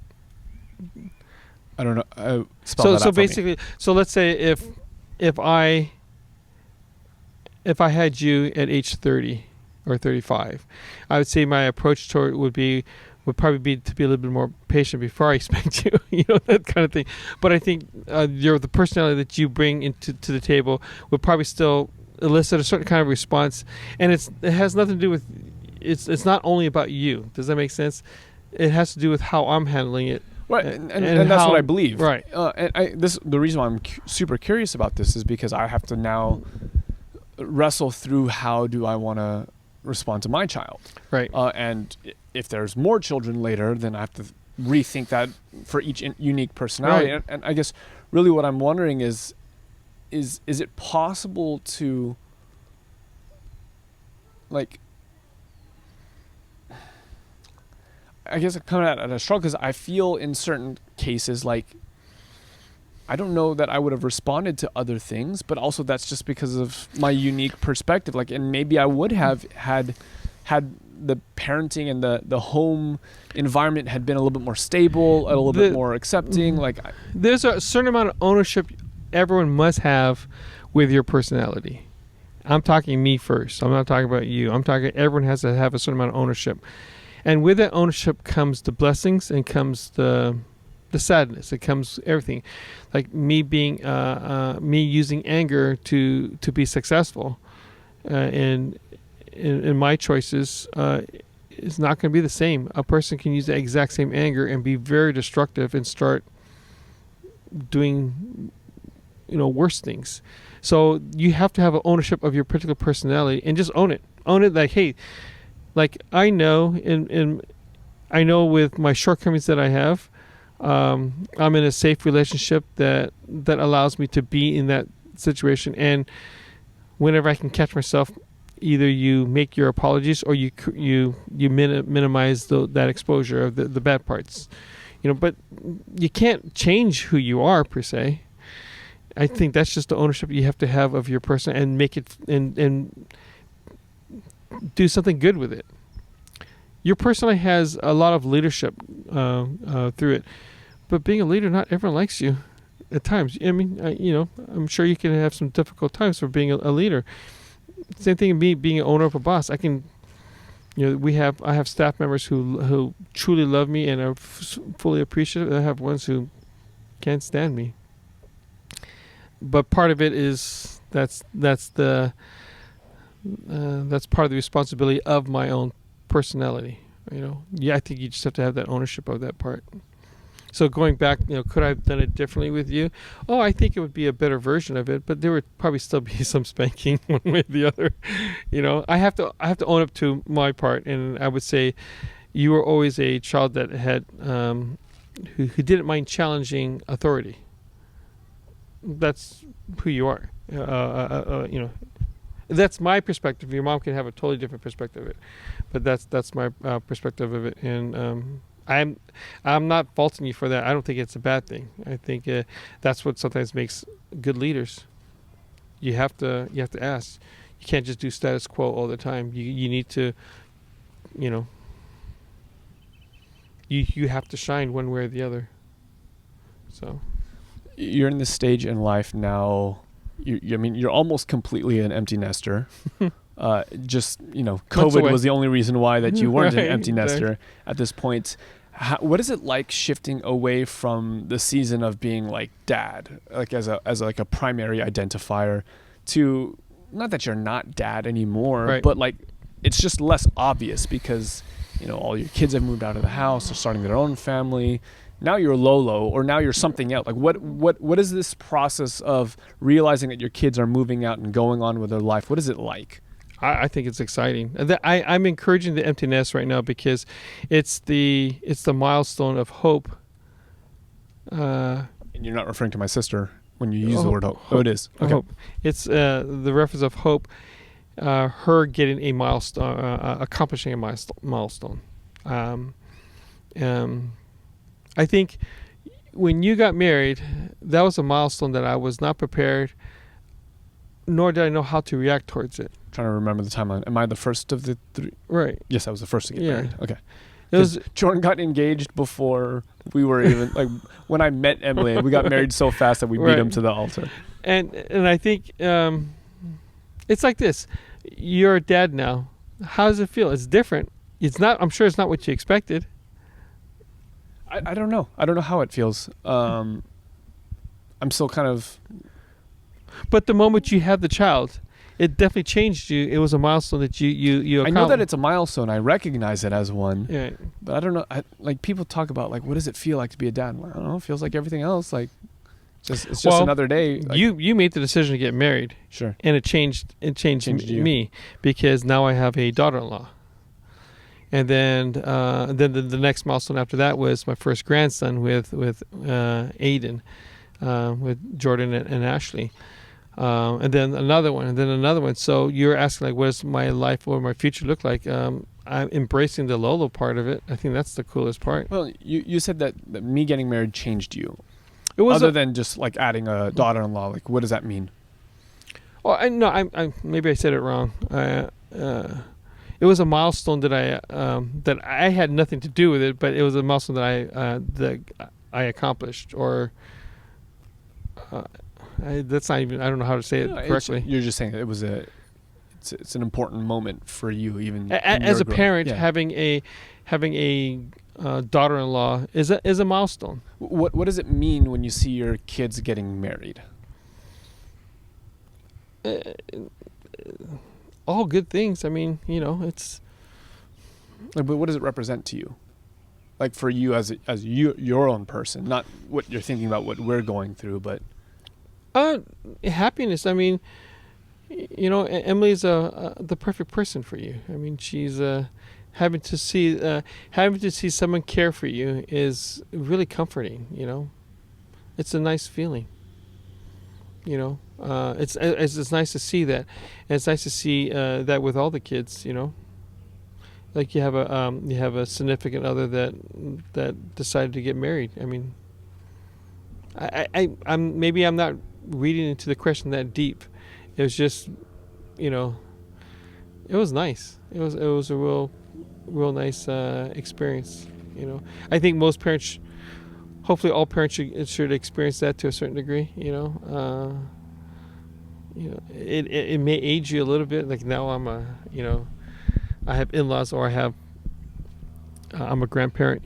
That's those are good accomplishments. I think that have nothing to do with me. It had to do with just byproduct of me, I think. Other than old age Right. and feeling all these things, is there something different about becoming a dad versus becoming a grandparent? I am by far a better grandparent than I will ever be a parent, hands down. There's just less pressure. I think it's the experience of being a grandparent is so much different from a parent. I mean, until you experience that, you probably understand that. People joke because you can like, oh, I love. Like, okay, now you go take care of them. Is that really the difference, or like? Oh yeah, that's a huge difference. No, okay. So there's a certain stress level of the finances of life in general. Well, it's really nice for the three of you guys because your mom worked in the school or the Adventist school district. The choice for you to have a huge discount off of your college was available. In Hope's situation, that's not the case. There's a certain pressure of you forking out $40,000, $60,000 a year. Times 6 years, something like that. That's huge. I didn't have that envelope, and no one's going to give me a loan. It's money saved, and that's it. It's different. It's there's stress. That's why some people only have one or two kids. As you are getting, how old are you now? 56. Okay, so you and I have had the kind of revolving conversation around retirement and like the future of your life. Like obviously you have, God willing, many, many more years to come, but I'm sure you're having to think about this a lot more. Right, absolutely. What are your hopes? What are your concerns? What are you focused on as you're approaching retirement age, as you're approaching the last couple decades? I think I've always been a person who tried to plan going forward. And, you feel like your plan is the right plan until God kind of intervenes. So what was your plan and how was it wrong? Well, my plan was, our goal was to try to sell our office within the next few years and then to partner up with another company and to work as an employee for the company until I'm ready to retire. So you can get paid a little bit earlier on and also sell everything and kind of downsize because there's no need for a bigger house. So that would be my initial game plan. But what transpired was the landlord wanted me to rent the next door suite. Oh, right. I totally forgot that this was a developing thing. Right. You're going to double your office space. Right. And so retirement's not on the table. No, it still is. It just means that you have. It still is. It just means that we're accelerating everything by expanding and retiring. So what it is that you have to create a product that is more attractive by doing this. More attractive to somebody or shareable. The process of doing this, does this I'm assuming owning your practice for however many years you have, you're a more secure. Obviously, nothing's fully secure, but does doing this represent you sticking your neck out again? Oh, it's a little scary. Yeah, are you actively going into risk to do this again? Right, you have to re-risk to solidify a better outcome, and on paper it looked like okay. And the prayer to God was, God, open or close the doors of the path you want me to go. But as far as I'm concerned, to me, I'm listening to you. Let me know what you want me to do. This is where I'm headed, and if you want to redirect me, just let me know. How does risk? How does dealing with risk as a younger man change with dealing with risk at the stage of life that you're at now? You have time. There's a greater confidence when you're younger because if I screw this up, I can course correct. Right. So my clock that I have right now is I literally have maybe 10 more years left. Maybe if I'm lucky, maybe I have 15 years left. And after that, I have a clock. I expire. There's a good chance I may not have the skill set to go forward after 10, 15 years. It's like a professional athlete.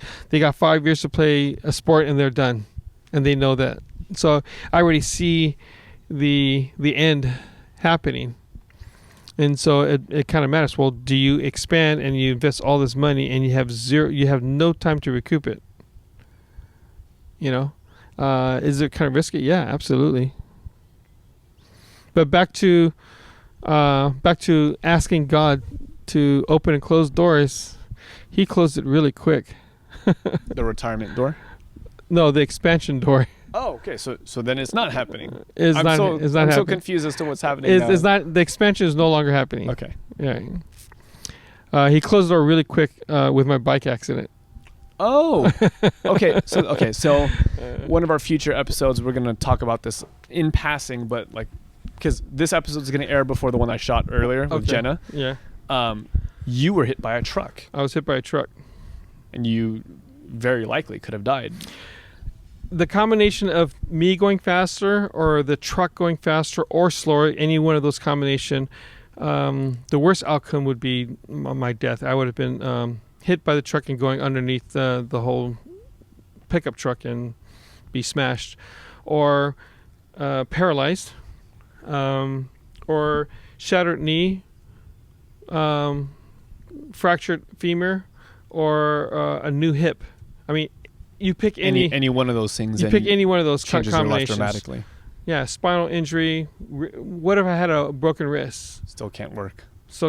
What if I, fill in the blank, dislocated collarbone, or fractured collarbone, which is very, very common with cyclists. If you cycle, that's one of the most common injuries that you have is a broken collarbone. And that just changes everything. Your life changes. Well, maybe not for cycling, but for me in dentistry, you can only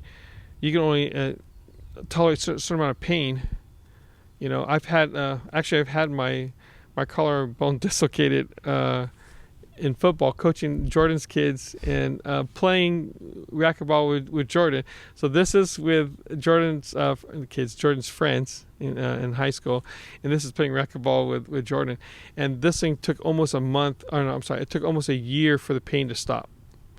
And thank goodness it was on my right shoulder side, because if it was on my left, I don't know, I probably wouldn't be able to work for a while.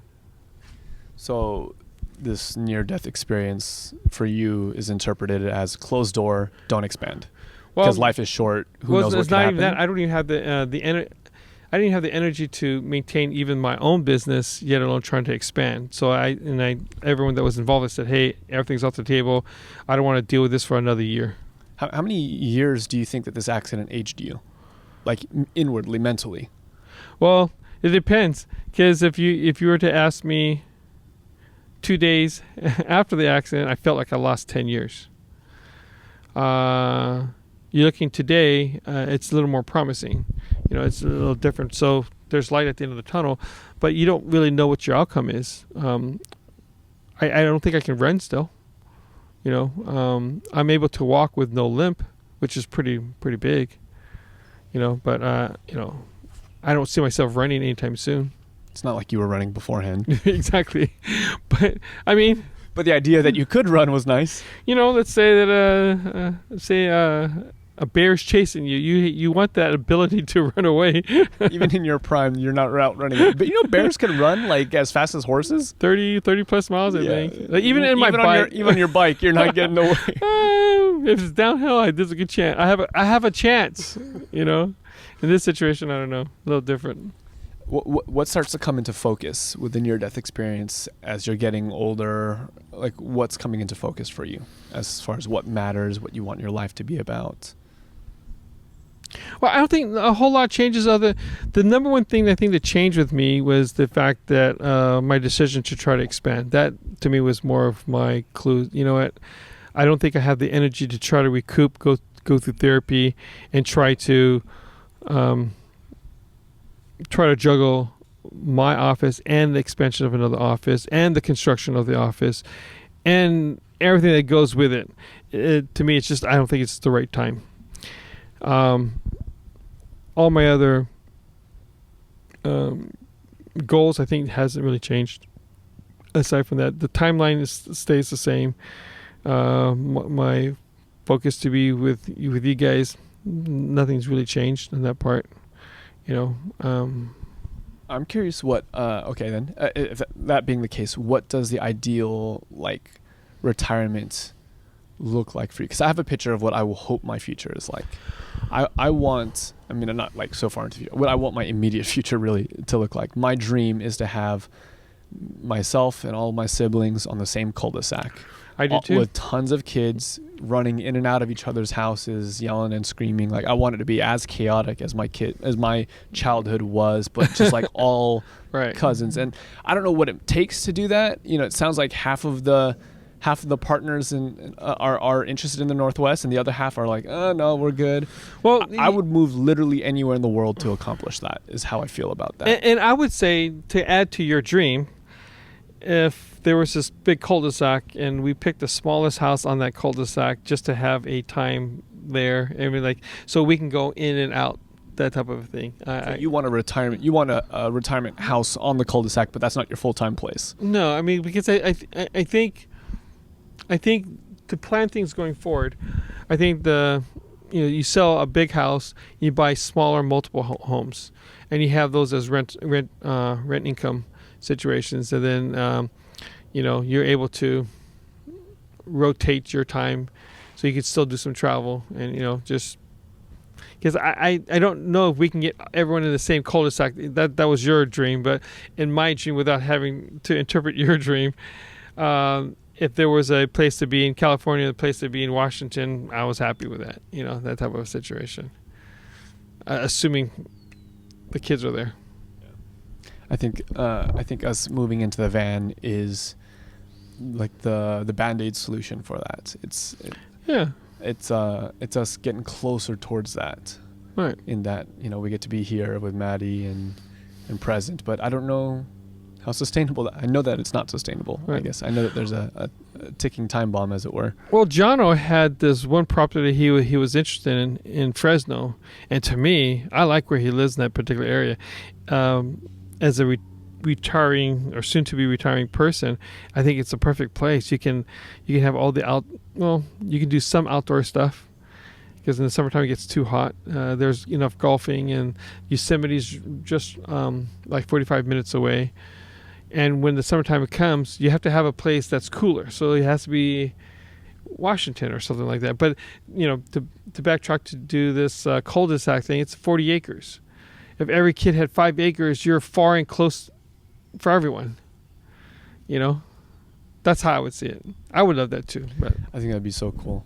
I see my mom retiring because she's a teacher. Right. I see her retiring and doing like a little homeschool commune with all. Like, it sounds like a cult, but it's our family. So like, what I want is that. Like, I want to be able to like, hey, okay, all the kids, because my mom is like the best teacher that I think I've ever. She's probably the most efficient teacher I know. Right, and I think that if she's able to spend the next however many years raising all of her grandkids in this capacity, she would love that. I think. Yeah, absolutely. And I think that our kids would just be so much better off because of it. And that's what I don't know. That's just kind of what my hopes are for the future. I don't know how likely that is. I know that everyone's got their own careers. Right. They've got their own dreams that they're chasing. Right. But I'm trying to see if there's a way I can brainwash them into accepting my vision for the future.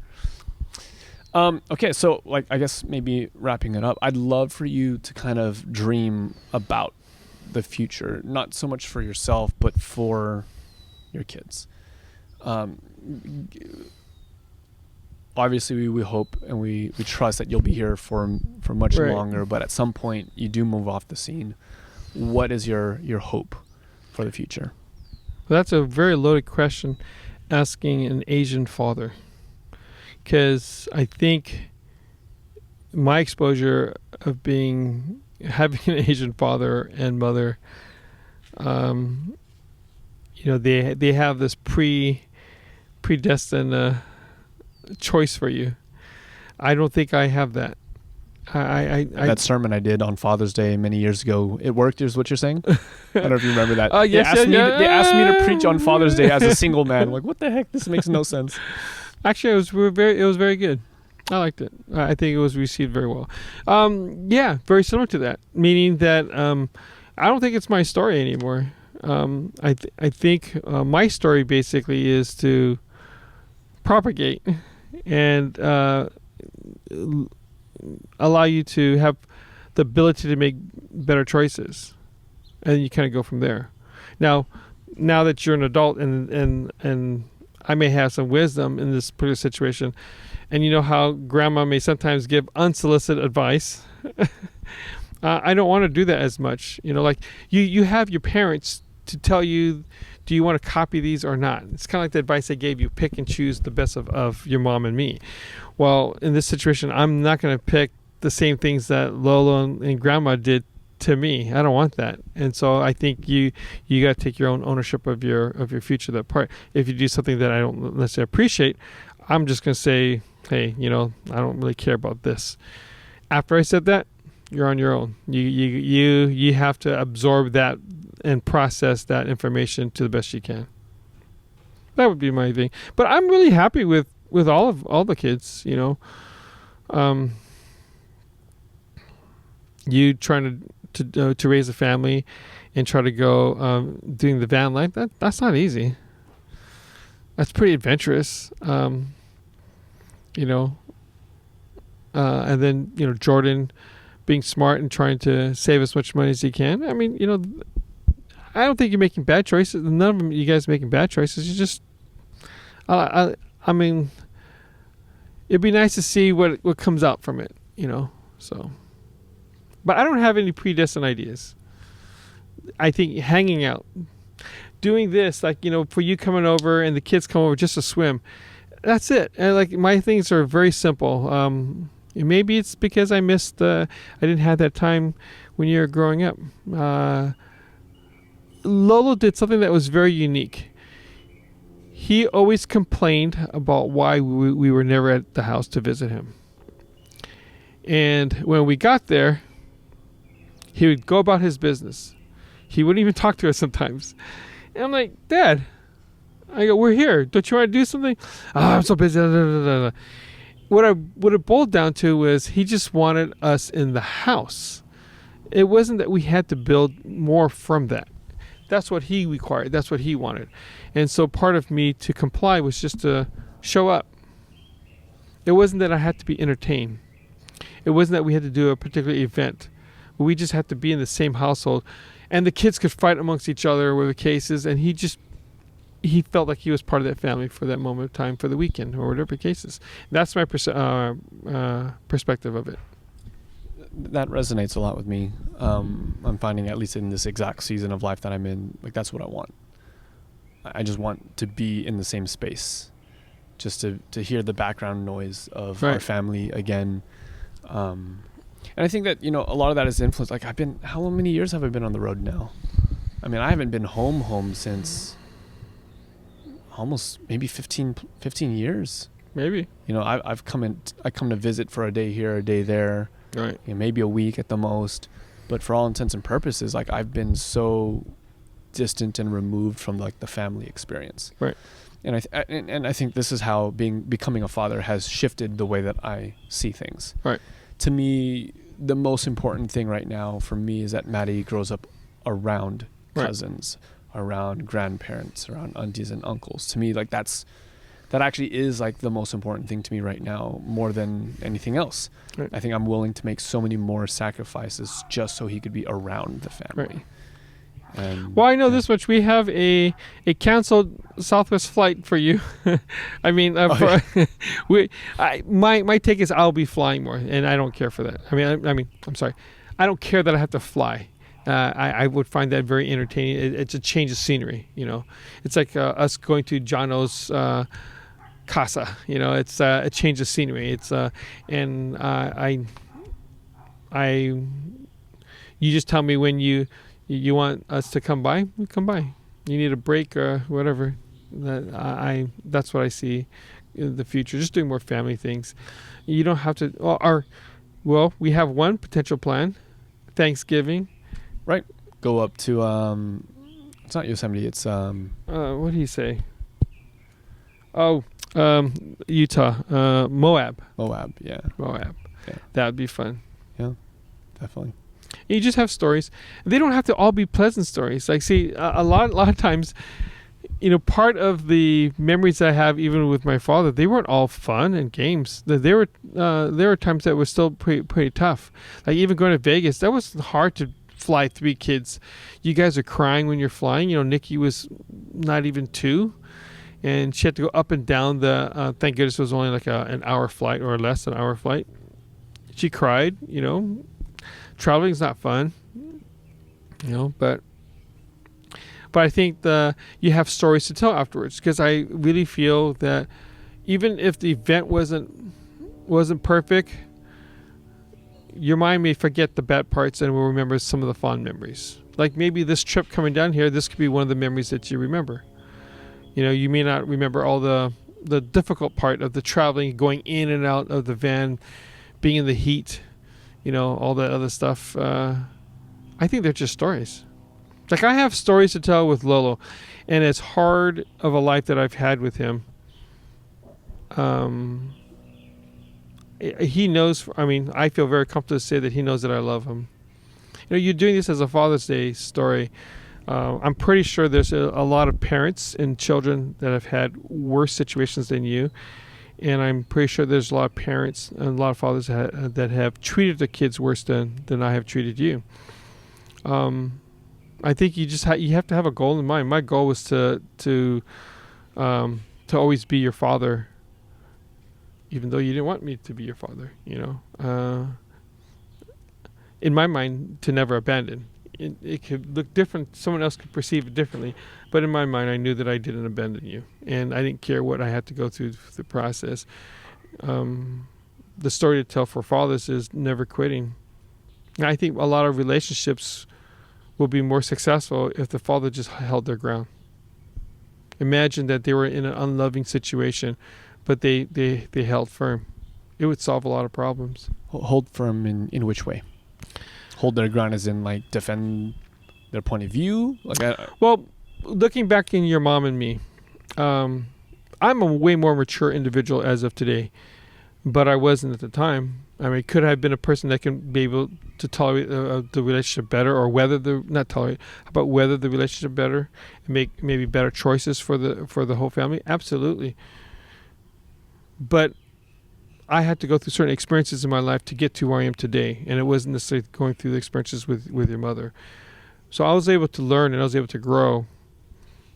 And I like to say the net result is I'm a better person today because I had these experiences. I just didn't see it, when I was younger. And, the story for like a Father's Day type of story is, you need to care for someone else more than yourself. I think that's, if you were to focus on that, I think it solves a lot of problems. And it would even correct the problem that even for Aunt Sue and me right now, it's a situation, how do we stay loving with each other? Well, I have to care for her more. And we show love languages differently, and I think that's important.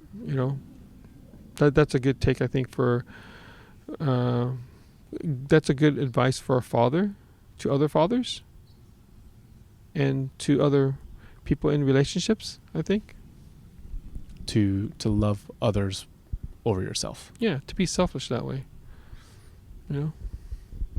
I think we're kind of given an example with God too, right? Yeah. Greater love has no one than this, that he laid his life down for his friends. But how can you think of these things when you're 20 years of age? How can you think of these things when you're 25 years of age? It is so hard. For me, it was so hard. For other people, it's not. Some people are just gifted differently, and that was not my gift. Well, I think what you were saying, though, makes a lot of sense to me, is that one of the things that shifted your ability to think and to conceptualize the world in this way and to live this way was literally you receiving it. Right. There's something that takes place when we experience love in its true selfless sense, that it does radically change everything. It changes the way that we see ourselves, see others, and it can't help but reach its hand down and change the way that we live. Right. And like I appreciate the advice, because even if I'm in the middle of a relationship that's, you know, marred and broken because of decades of whatever, I think the only thing that really has the power to redeem it is love. Right. Is this type of love. I mean, no, it's not a silver bullet. It doesn't happen overnight, clearly, but if there's any hope for us moving forward, any hope for any of our relationships, it comes in the form of love. Right.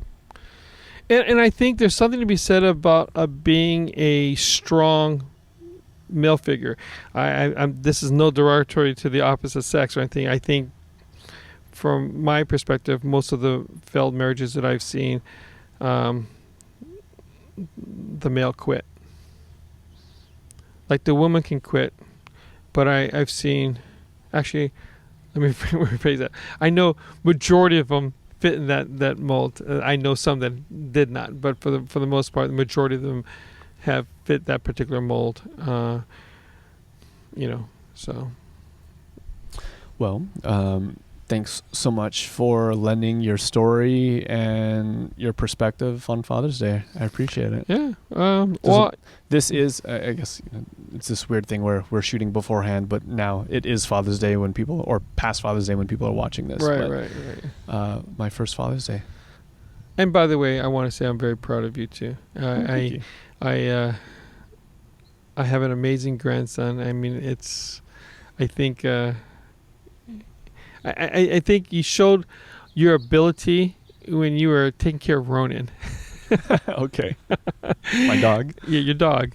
I was like, hey, look at this. This guy actually has father-like characteristics. And that's why we were saying, when are you going to have a kid? And you're like, I don't know, And to see it actually happen. Well, I think the kind of paradox of that all was the whole reason why I don't know was because I wasn't ready. Like, there's a very real sense in which if we would have had a child even 3 years ago, like, it would be a very different experience. Do you want to know how your mom and I decided? How? Hey, you want to have a child? Yeah, sure. Okay. Like that. We didn't even think through the process. Well. And that's why we have some outcomes. And granted, these are my stories. I'm sure she had in our mind. You have to think about this. And were we just nonchalant about that? No. I mean, we were day camp counselors for like 6 to 7 years or something like that. So we were always around kids. We enjoyed kids. We loved kids. So why not have our own? I mean, that makes sense, right? Sure. I think there was an awareness for me that I was not ready. And then there was a shift that took place, and there was a very keen sense of awareness, like, oh, no, this is the time to have kids now. Right. Like, there was a switch that took place, and I mean, for me, quite literally, I like, there was a moment where God, like, actually told me it's time to have a family. Yeah. I don't know if I ever told you that. No. But like, there was I don't want to have to start and stop the cameras. Okay, a couple minutes, 3 minutes. Yeah, I was so kind of like agnostic about whether or not we were going to have kids. Like, should we not? Like, if we had kids, great. If we didn't, like, that'd be okay too. Right. Just knowing how crazy our life had been for the last couple of years, and just career change upon career change, and moving across the country. Like, there was so much that was always up in the air, and still is up in the air. Right.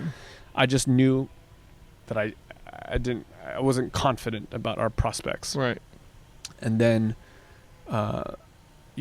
maybe 2 summers ago, God was like, it's time for you to start having a family. I was like, oh, really? And he's like, don't tell Emily yet. I'm like, oh, okay. Something happened to me prior to that moment. Oh. And in the year, because it would take about a year for Emily and I to get on the same page, something would happen to Emily in the year in between. And then once we got on the same page, almost as if magically it happened, and we had a kid. And not to say that we're perfect parents or that everything's going to be smooth sailing. By no stretch of the imagination do I believe that. But I really do believe that God had a time and a purpose and a plan for every single step. And I wish I was listening to God earlier on. Sure. That's very good. Father's Day advice. There you go. Maybe the Father's Day advice is that not only do we have a father and there's hope for relationships with our fathers, but there is a Heavenly Father who guides and directs. And I think that that's what gives me so much peace about the future. Like, there's a million things that I don't know of what's going to happen. But I also know that He's in control. And you can screw up as a father. Absolutely. And you can still have a relationship afterwards. Yeah, definitely. Cool. Let's end here before the cameras turn off. Thank you again, Dad. I appreciate it very much. Love you. Love you.